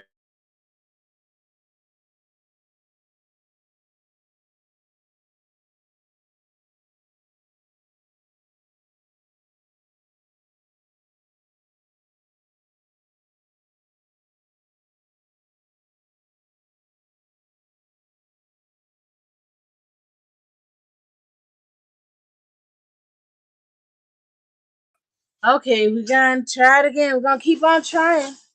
Yes, we're here. Well, thank y'all for hanging in there. Hanging in there with us. We appreciate it. We don't know what happened there or what's going on with the connection. So is it? God is doing it again. Yeah, okay. That's frustrating. I know, isn't that annoying? But yeah, what is that Megan show movie? I've seen that advertised and people talk about it. It's a horror film, but I heard that it was good. I heard some people said it was good, but I never saw it. So, but what is that? Let's see, Big B. And I don't think anything's on upstairs to be draining it. The new movie, The Creator, looks good. It's another AI, and now AI is starting to make the entire movie to include like all of the acting and voices and stuff like that. I wonder how that's going to do, and what's that going to do with actors have no logic in general. How can they come out of the grave 6 to 10 feet of dirt in a log casket? Not only that, but the other thing that gets me about zombies is unless you're going to tell me there's something supernatural about them, something is keeping that body going. So you should be able to destroy it by destroying any part of that body, not just its brain. Unless you're going to tell me it's supernatural, you know. I don't know. So I don't know. Okay, we got. Yeah, we're working on it, Gnomsky. Yeah. I don't know why it's acting weird. Yeah, it's giving us a hard time. Yeah, and it's giving us a low connection warning too, which makes no sense because we don't have anything else on. Yeah, the alien invasion. We've had enough alien invasion movies from the 40s and 50s. The majority of the movies from the 40s and 50s were alien invasion. There was a lot of that, yeah. Yeah, it was a ton of that. And some of them are pretty cheesy. Some of them are really good. Like the one with the little boy and he saw the alien spacecraft crash in his backyard. Yeah. And they ended up redoing that movie. It wasn't. Yeah, there's two versions. Wasn't all that good, but you know, we'll see how things are going with these movies and TV shows. But I think they're going to go real crazy because now they did a lot in the 50s with giant creatures too. Yeah, spiders and bugs. A lot of speculation about radiation causing mutations, and so you get giant grasshoppers, giant ants, and giant lizards and scorpions and all kinds of giant anything you can think of. Hey, giant people, because remember they had that, the 50-foot man or whatever. Yeah. Yeah. The zombie guy falls in love instead of eating. How you become human again? We saw that TV show, the Injections. It was a UK show. Yeah. That was stupid. Yeah. It was after they died and was buried, something happened. And like a year later, the people would come back to life. And then they got injections to kind of stay human, where they wouldn't have the tendency to want to bite anybody. And yeah, that was a UK TV show. It was an actual TV. Getting stupid. Yeah, I was watching, but it was getting lame. So I don't know what ended up happening. I think it was called Warm Bodies. I think that was the name. Okay, so where are we now? Way up there. Yeah, Warm Bodies was interesting take on a zombie movie. But yeah. While waiting, what other Walking Dead stories? While we wait, y'all gonna talk. Okay, welcome back. Yes, we are still here. Yes. Stone Sour. Okay. So yeah, Pop says it drives me nuts when it happens to me. Yeah. Pop Comics. Yeah. Still in here, Pop Comics? I hope so. Massive thunderstorms on the East Coast. Well, it's supposed to be all weekend. Yeah, we don't know if it's weather. It's a bad weather. We don't know. We've heard fireworks going off, but I don't know if anything else was going on. I did like 28 days later, and then 28. It was two parts, like 28 days, and then 28 days later. It was two parts. Yeah, because it doesn't make sense that they can be like 8 years without food, and then it's still functioning somehow.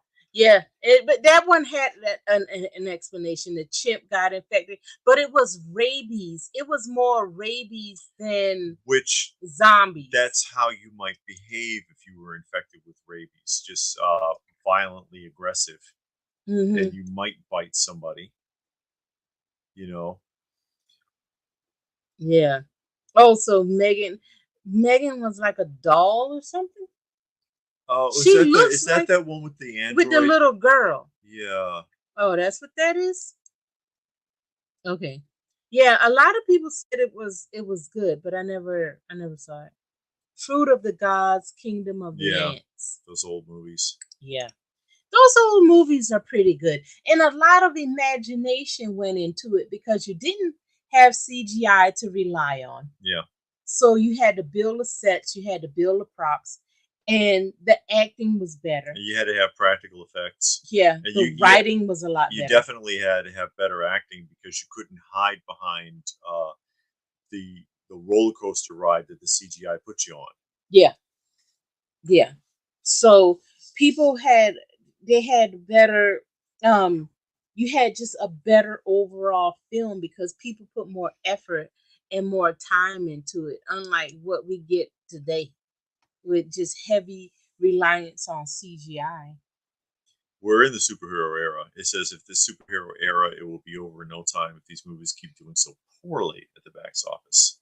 Well, the way they're talking about it, they're going to try and back off because it's not doing that well. Yeah, they need to reel it in a little bit. Yeah, they said on some video I was watching that are people having superhero fatigue.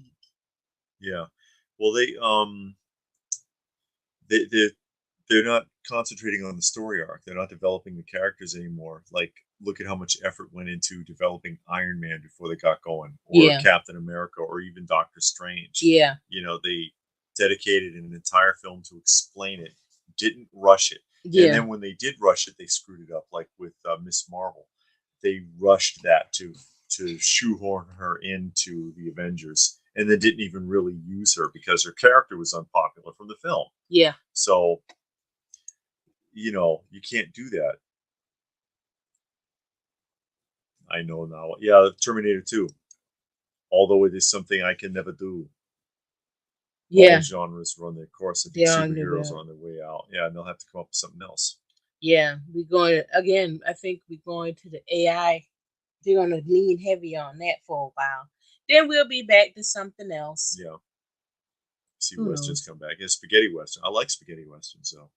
I'm tired of all of the horror movies they keep trying to put out because sequels. Yeah. Well, even not just sequels, but the new stuff. Seems like almost every new movie come out, if it's not a superhero movie, it's it's some kind of horror film. Trying to jumpstart a whole new franchise so they can ride that like they did with Friday the 13th and Nightmare on Elm Street and all this other stuff. Michael Myers and all of those. Not even realizing all the problems those films kind of caused with cinema. Actually, what kind of problems? People, they're popular and people like it, but then you end up in a position of championing something that's sinister. These are characters where there's no closure or repercussions. Mm-hmm. So you've got a character who, because they were written originally to end, like Friday the 13th, not Friday the 13th, Halloween Part 2 was supposed to be the end of that series. Yeah. That was it. Michael Myers was dead. But no, we keep bringing him back. So if you keep bringing him back, he gets away with constantly murdering innocent people. Mm-hmm. That's a problem, cinematically speaking. And then you're championing someone with evil, villainous behavior. Mm-hmm. And there's no consequences. How many times has Freddy been eliminated? And oh look, here's part 9. He's back again. Jason. And it's like the people they go after don't deserve it. It's frustrating, and I got that a sense of that when Siskel and Ebert, and I think I want to say it was Friday the 13th Part 2. They refused to review it. He was like, I got as far as the kid in the wheelchair. I think it was Part 2 when the kid in the wheelchair got killed. Mm-hmm. I left. I didn't want to see the rest of it. I was done. I'm not going to review this film. And I forget. I think it was Gene Siskel who said that. I might be wrong, but yeah, I get it. These are people that did nothing, and we're watching them die in these movies and championing the people that are killing them. Yeah, and there's no consequences. Well, with Halloween, Halloween was supposed to small movie. So you had the first Halloween with Michael Myers, then it ended. Then Halloween 3 was something totally different. And every Halloween, it was supposed to be a totally different movie. But when Michael Myers wasn't in part 3, you had an outrage. So people started writing letters and making phone calls. So then they had to bring back Michael Myers and the doctor, even though both of them died. So now we got to find a way to bring them back. And then you did Halloween, 2000, and they chopped his head off. And they still brought him back. Yeah. And then he was in the last one. And it's like, God, Lee, kill the guy already. Nobody now is asking for you to bring Michael Myers back. No fan is asking for Michael Myers. Maybe in the 70s, I could see that. But not now. Nobody want to see Michael Myers. Yeah, it's Noski says Hollywood's in a downward spiral. I see an article report that Disney lost $900 million on like 8 movies or so, and it's going to get worse. It's going to keep on getting worse. That's why, from my understanding, they cancel all of the Marvel movies and TV shows. Yeah. And they're going to start over again. Hopefully, they just take a break. Leave it all alone, go back to the drawing board, get all new writers. Plus, now you got this little writer strike that's going on in Hollywood, which could be their ending, because now AI is starting to write the storylines. Yeah.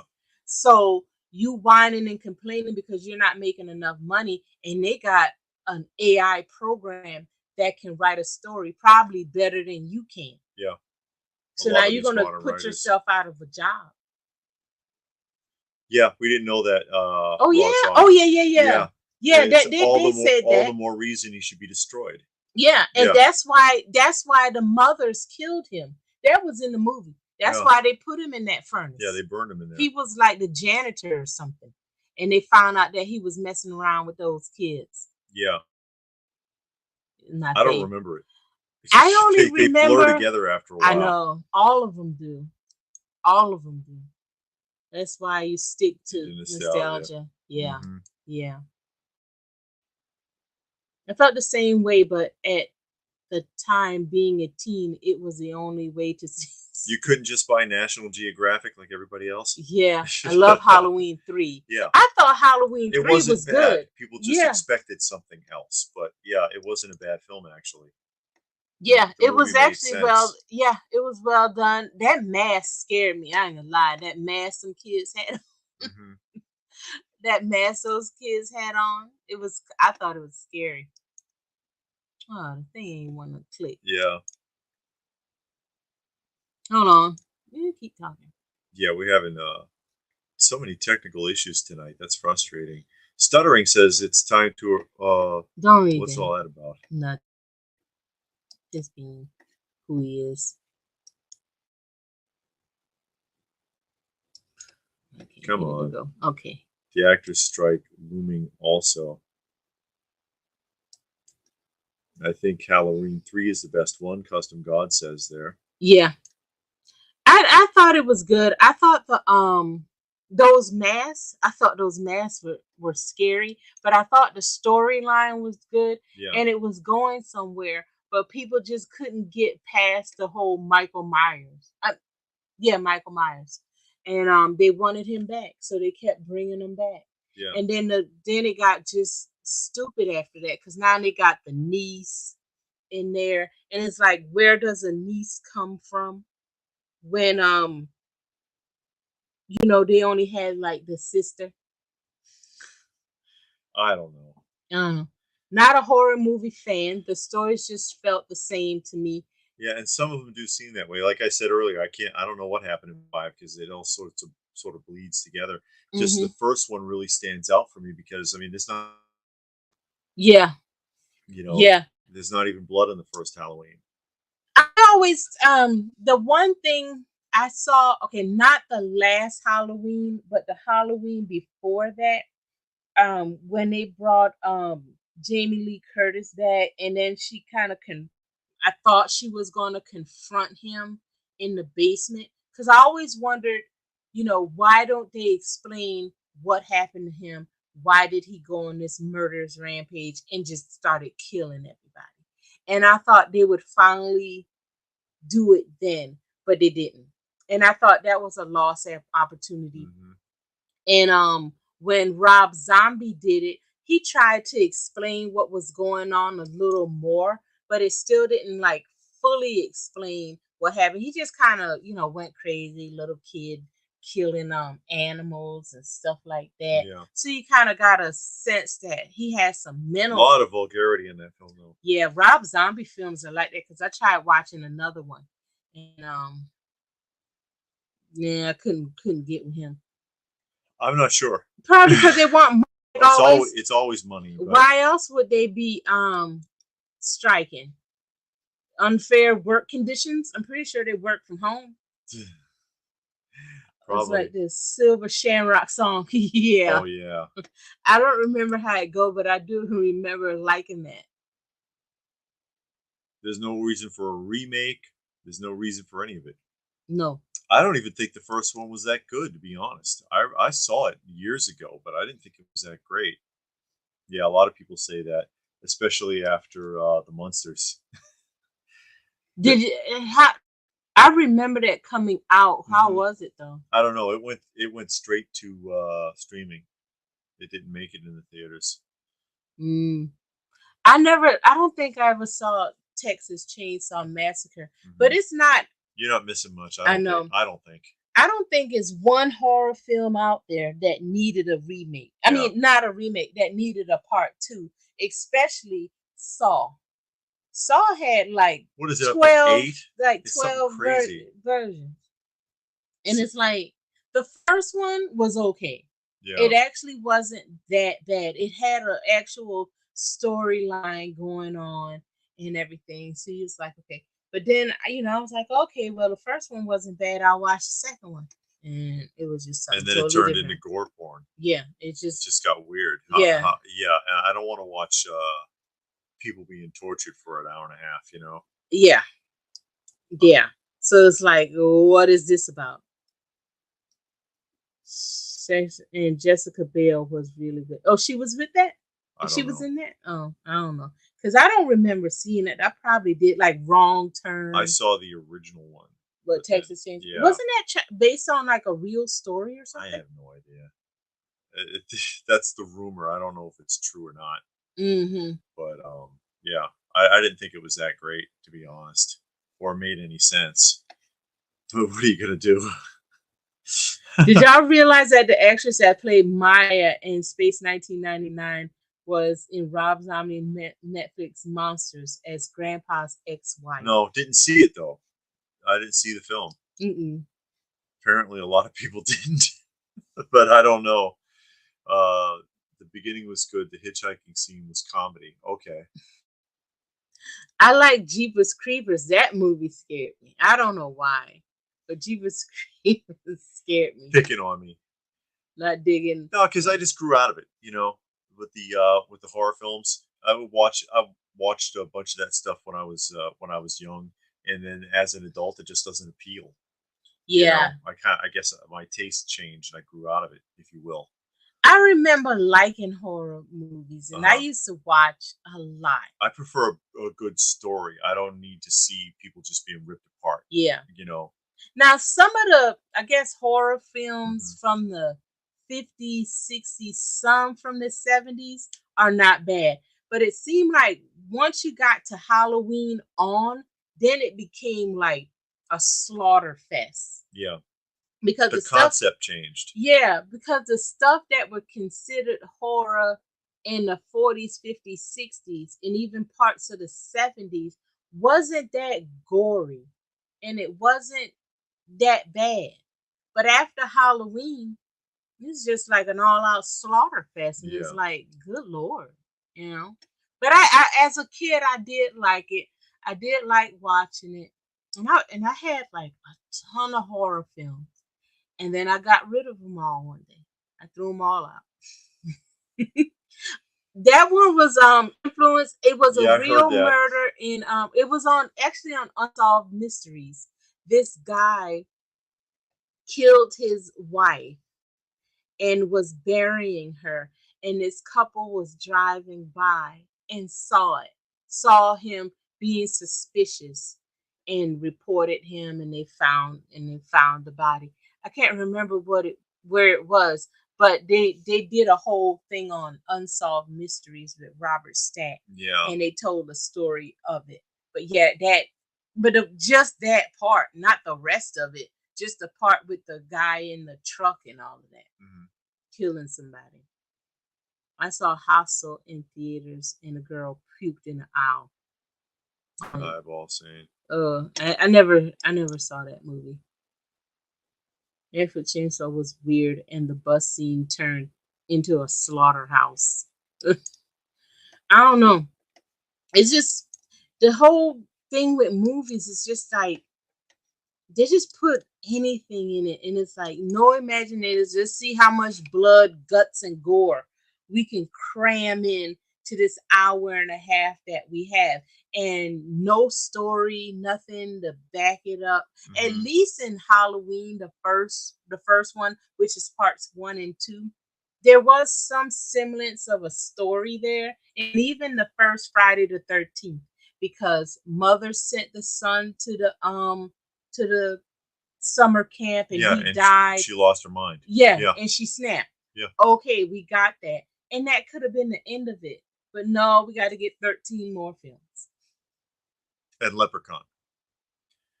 Because the concept of Leprechaun actually makes sense, because a proper traditional leprechaun is not somebody you'd want to find. So I got that. But, did we need 8 of them? How many of them were there? I never saw Leprechaun. I never saw it. What is it doing? There we go. It's taking a long time. Oh, he's talking about the people driving down the rural road videotaping, came across an abandoned schoolhouse. Yeah. That was the part of Jeepers Creepers. Yeah. I did like Jeepers Creepers. Yeah, that movie. And Punisher XS says Texas Chainsaw was based on Ed Gein. Yeah, I wasn't sure. I'd heard that, but I that it was based on it, but I don't know. Amityville, Amityville was all right. I've seen Amityville. I seen the original and the remake. Of Amityville. And I think there were 3 of those originally, weren't there? The first one was enough. Yeah, but then they had like a story about the house, and it just kept. They tried to keep it going. Oh, okay, you talking to Robert? Miss Fantasy Horror. Oh, like Wishmaster or Waxwork. We saw Wishmaster. That was with the djinn, and again, a true djinn or genie would not be a character you'd want to meet in real life. Happy 4th of July, Fabio. Here. Thanks for joining us, Fabio. We've had some technical difficulties tonight. I know. We've been having a lot. We got to get all of this stuff. And we jumped through a lot of hoops. Yeah. To get this going right with the StreamYard and getting the additional Wi-Fi connectors and everything else, to still be having problems is frustrating. Yeah. Storm of the Century was very good. That was a good movie. It's a miniseries actually, because it's a 5-parter. Yeah. but I like that. Yeah.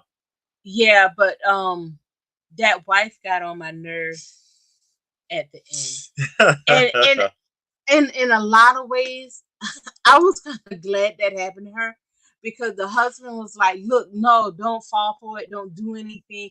Just leave it alone. Never to be a part of it." And their kid got It picked. turned out being her kid. Yeah. Yeah, and it was like, "No, you can't take my kid. It was fine a minute ago when you thought it was going to be somebody else's kid. Now it's yours." But those Stephen King mini movies, like The Stand, It, Storm of the Century, those were really good. They were well written. Rose Red. Rose Red was very That was good. a good one. Yeah. Yeah, yeah. Thinner was good. I read the book. Thinner was a pretty good movie. Oh my goodness. I know. That's what you get. Horror movies were also good for first date movies. The girl would latch onto you during and after. Oh yeah. Sneak. You don't know how to do the stretch? The stretch, you get tired in the theater. Nishi, Oh. knock you away. Oh. See, huh? What's wrong with you? Is that the one with all the rats? Graveyard I think Shift? So. But they did a good job with adapting Stephen King books into movies, except for Under the Dome. Yeah. Because I read the book and they made that into a TV show. And I read the book, and the first time I saw the TV show, I was like, this has zero to do with the book. But then the TV show wasn't bad, but it had nothing to do with the book. Absolutely nothing. Yeah. So, Drag Me to Hell, the poor girl didn't deserve. I didn't see that. I didn't see that. I've heard of it, but yeah. I've never seen it before. Stone Cold Stunner on David. Yeah. You got to be able to block. Hey, you can't block me. You got to be quick about it. I have rights. Mm-hmm. I have rights as a husband. Oh, no. What was it, Katie? Never let a girl trick you into watching a chick flick. Oh, yeah. Oh, yeah. Oh, no. Those movies are horrible. It depends on what you call a chick flick. Yeah. It depends on what you call a chick flick. Well, there's not too many good romantic comedies, though, honestly. If you I don't care for statistically speaking, there's a handful that are okay. Mm-hmm. Like Princess Bride. I like The Princess Bride. I think it's all right. I like The Princess Bride. Big Fat Greek Wedding. Mm-hmm. When Harry Met Sally. I never seen any of these That's movies. with Billy Crystal. Mm-hmm. There's a handful that are all right. Most of them are not that great. I never cared for them all that much. I've seen a few, but like Princess Bride, yeah, that wasn't fun. bad. It's cool. Yeah. I'll watch a period drama. Yeah. I'll drag you into that.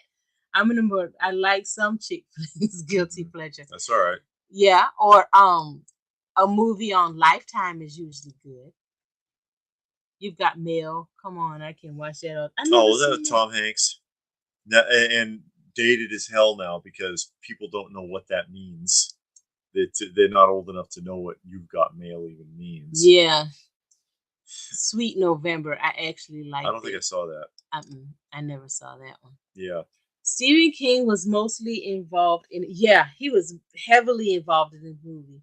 Most of, if not all, were great visual representations. Or the Langoliers.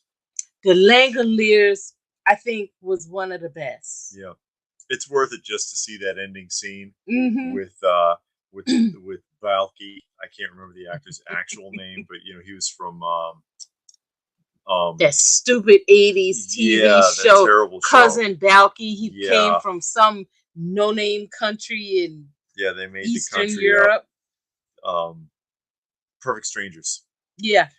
He at the end, the executive who ruined the company on purpose He was like, I didn't lose $10 million. I lost $83 million, and I did it on purpose.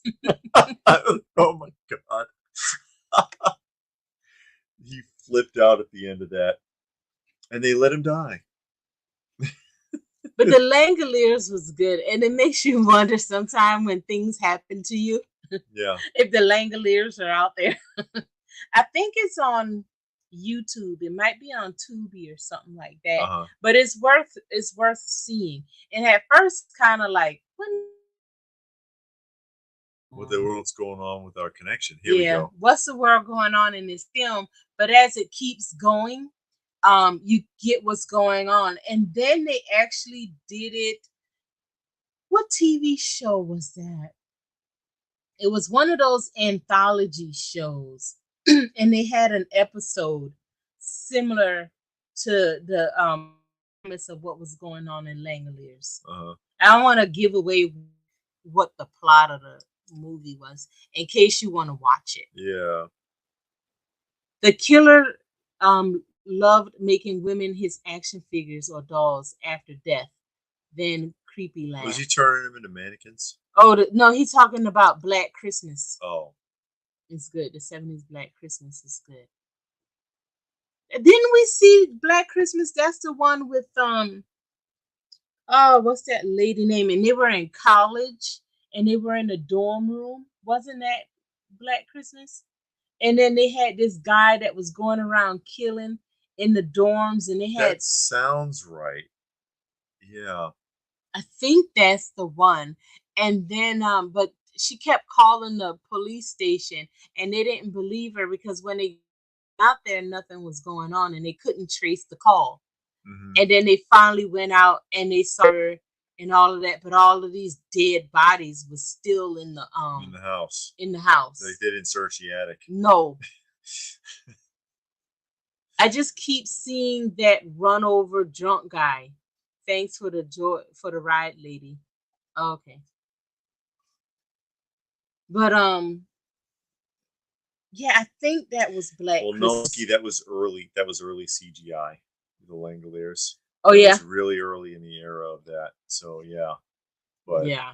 And then there was what was it, the New Outer Limits, or one of those shows did it, but it was the guys in the blue outfits. They had something like that, but it was people, and they would move things around. Yeah, and then they were like, "You're not where you're supposed to be. You're changing the timeline."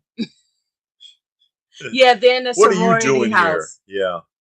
Olivia Hussey, that was the name of the lady. She was in Jesus of Nazareth. She was Mary, and she was in Black Christmas. That was a good movie. We saw that with Newcastle After Dark. Yeah, Newcastle After Dark featured that. Yeah, they featured that movie during the holidays. I think last year or the year before, something like that. But yeah, that one was pretty good. Yeah, it was all right. It was all right. And Mark Wahlberg, I don't know if Mark Wahlberg was one of those. I don't know. And John Saxon. John Saxon was in a lot of stuff. John Saxon got around. Yeah. He was in a lot of stuff, especially in the 70s. Television as well. Oh yeah. Yeah. Well, you know, he was on $6 Million Man, I think, and he was on Kung Fu. There's a lot of guest stars on Kung Fu if you're paying attention.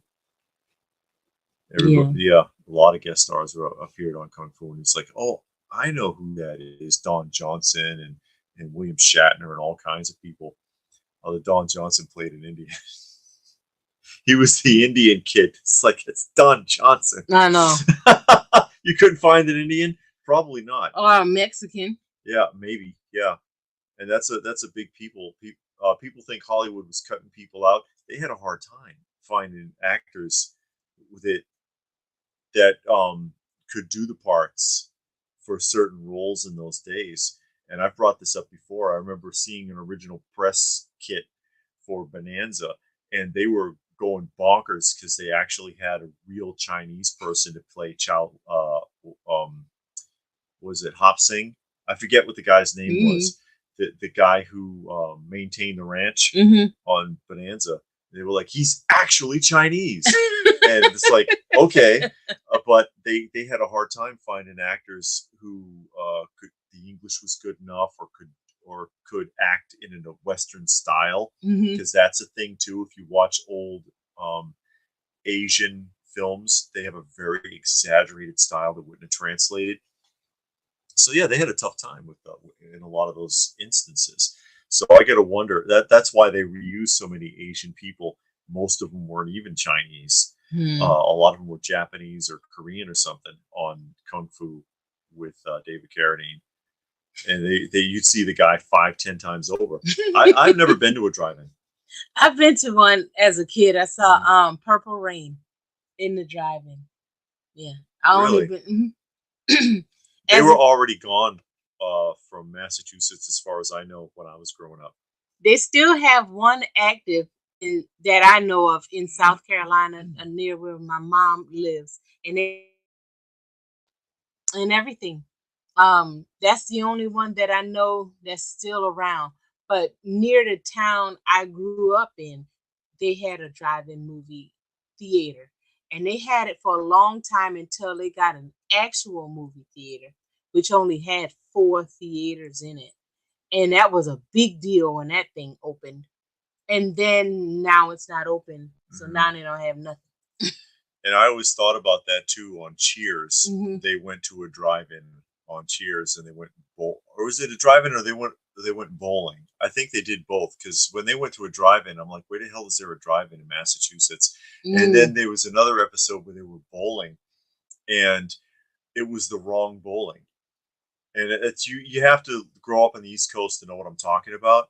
The traditional like ball with the 3 holes bowling, they do not do that on the East Coast or Canada. They do it in the rest of the country, but on the East Coast you only have candlepin, and that's that's thin pins and a small ball. It's about this big. You can't find the big ball bowling anywhere in Massachusetts. So when they were doing that, I'm like, where the hell are they bowling? You know, but that's Hollywood for you. They go through all the trouble of copying a bar, and not exactly either, because the real Cheers bar is like half that size. But they don't research the right kind of bowling. I don't know what to say. Because you're the only person on earth that knows that. Anybody in Massachusetts who's ever been bowling, who was watching that show, knows that was wrong. I met John Saxon a while back at the Chiller convention. Okay. Super nice guy. Because they had the 10 pin is the one with the 3 ball, and they got duck pin, which is real short fat pins, and then they got the candle pin. Matt Damon. Matt Damon. Damon. Adjustment Bureau, where some guy is off his intended timeline, and they sent agents after him. So a ripoff of what's his name? Van Damme. Claude Van Damme in Time Cop. Oh. Blue Splash got a drive-in near him. See? Starlight Drive-In Atlanta on Moreland. Is that still open? Really? I know sometimes they have like a big yard sale out there where people can set up and sell their stuff. I went out there for that one time, but I didn't know that drive-in was still open.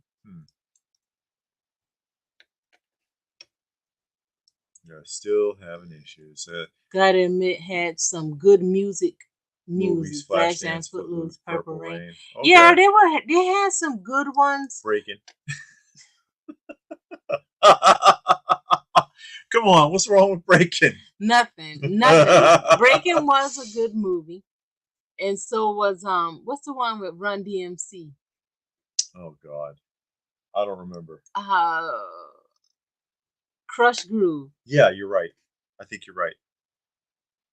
Yeah, K-Munis, they were already gone when they were a kid. Shocked to hear there was still some around. Yeah, it's hanging on, I guess. Yeah, and I guess they hang on enough because people go to it. Because I passed nostalgic for it, probably. I passed the one at my mom's house. Do they still make you open your trunk?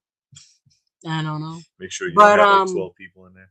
I looked at the board and it was current movies. Uh-huh. You know, like movies that are out right now. So yeah, I guess because people will go to things if it's available. You know, people are, oh, that nobody will go to that. Why would you do it? Yeah. Well, if you open it and have it available, people will go. Yeah. I've seen Point Break and Boys in the Hood. It's probably hard to make money in it now because it takes up so much space. You know, you can cram more people in a movie theater than you can in a drive-in. Yeah.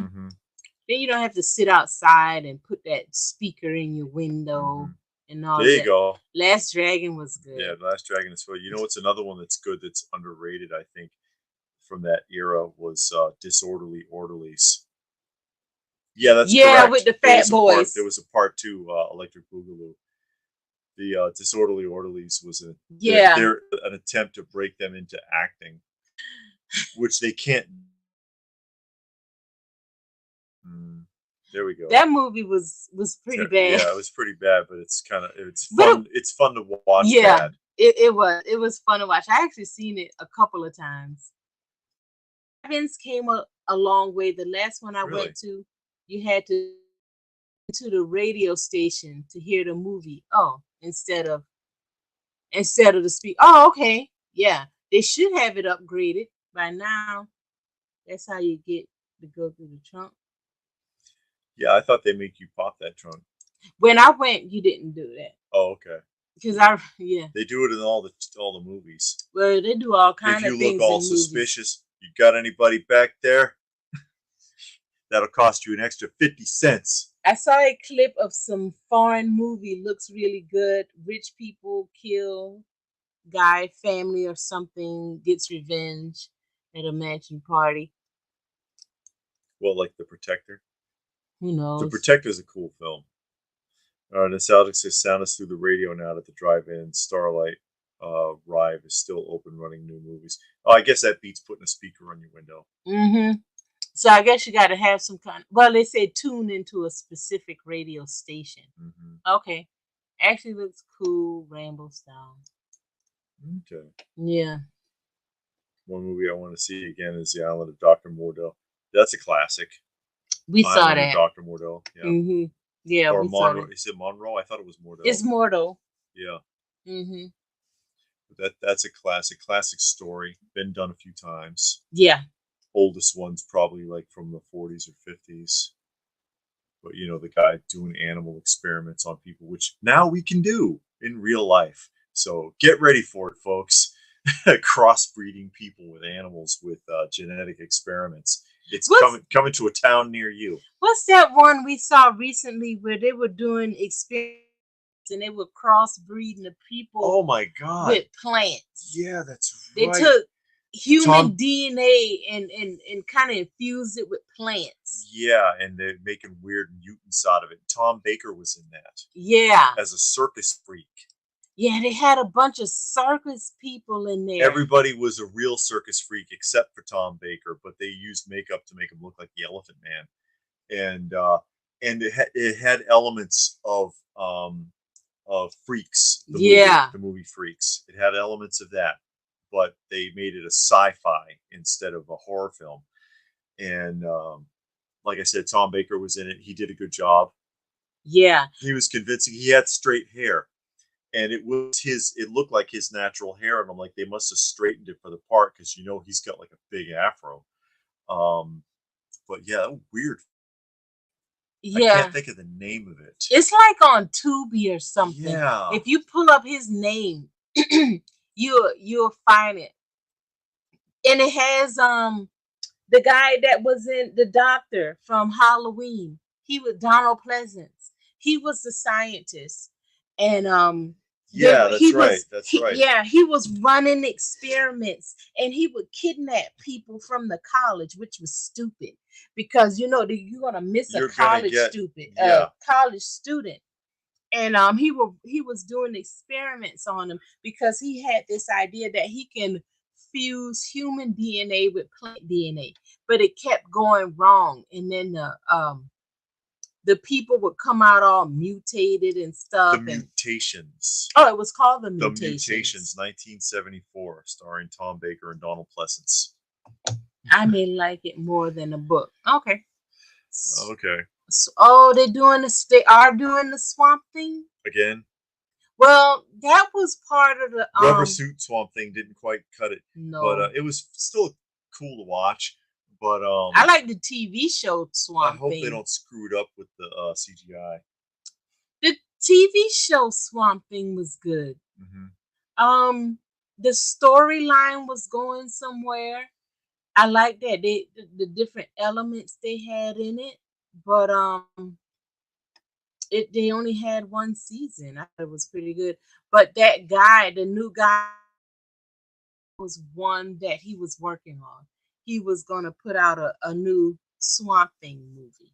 Mm-hmm. I wish they would just reprise the one that they had out. I think I saw that, Robert, with Dirk Benedict, and they gave him some kind of reptile injection and he started changing into a snake. That sounds familiar. I would have seen that a long time ago. Oh, that sounds weird. The Fun House. The Fun House. But we'll go ahead and we'll wrap up for the night. It's getting close to 8 o'clock. We're going to go have dinner. We hope everybody has a good 4th of July. Sorry about all the glitches. I know. I don't know what's going on. We'll work on it some more so we can be in a position the next time we try to bring the best experience we can. It gets wonky sometimes. Yeah. But that is what it is. But we want to thank all of you for joining us and hope that you have a good 4th of July. And that you go out and enjoy the fireworks if you are able to, or just enjoy the time. Yeah. So again, as always, we just want to say thank you and have a good night. All right, and thanks for joining us.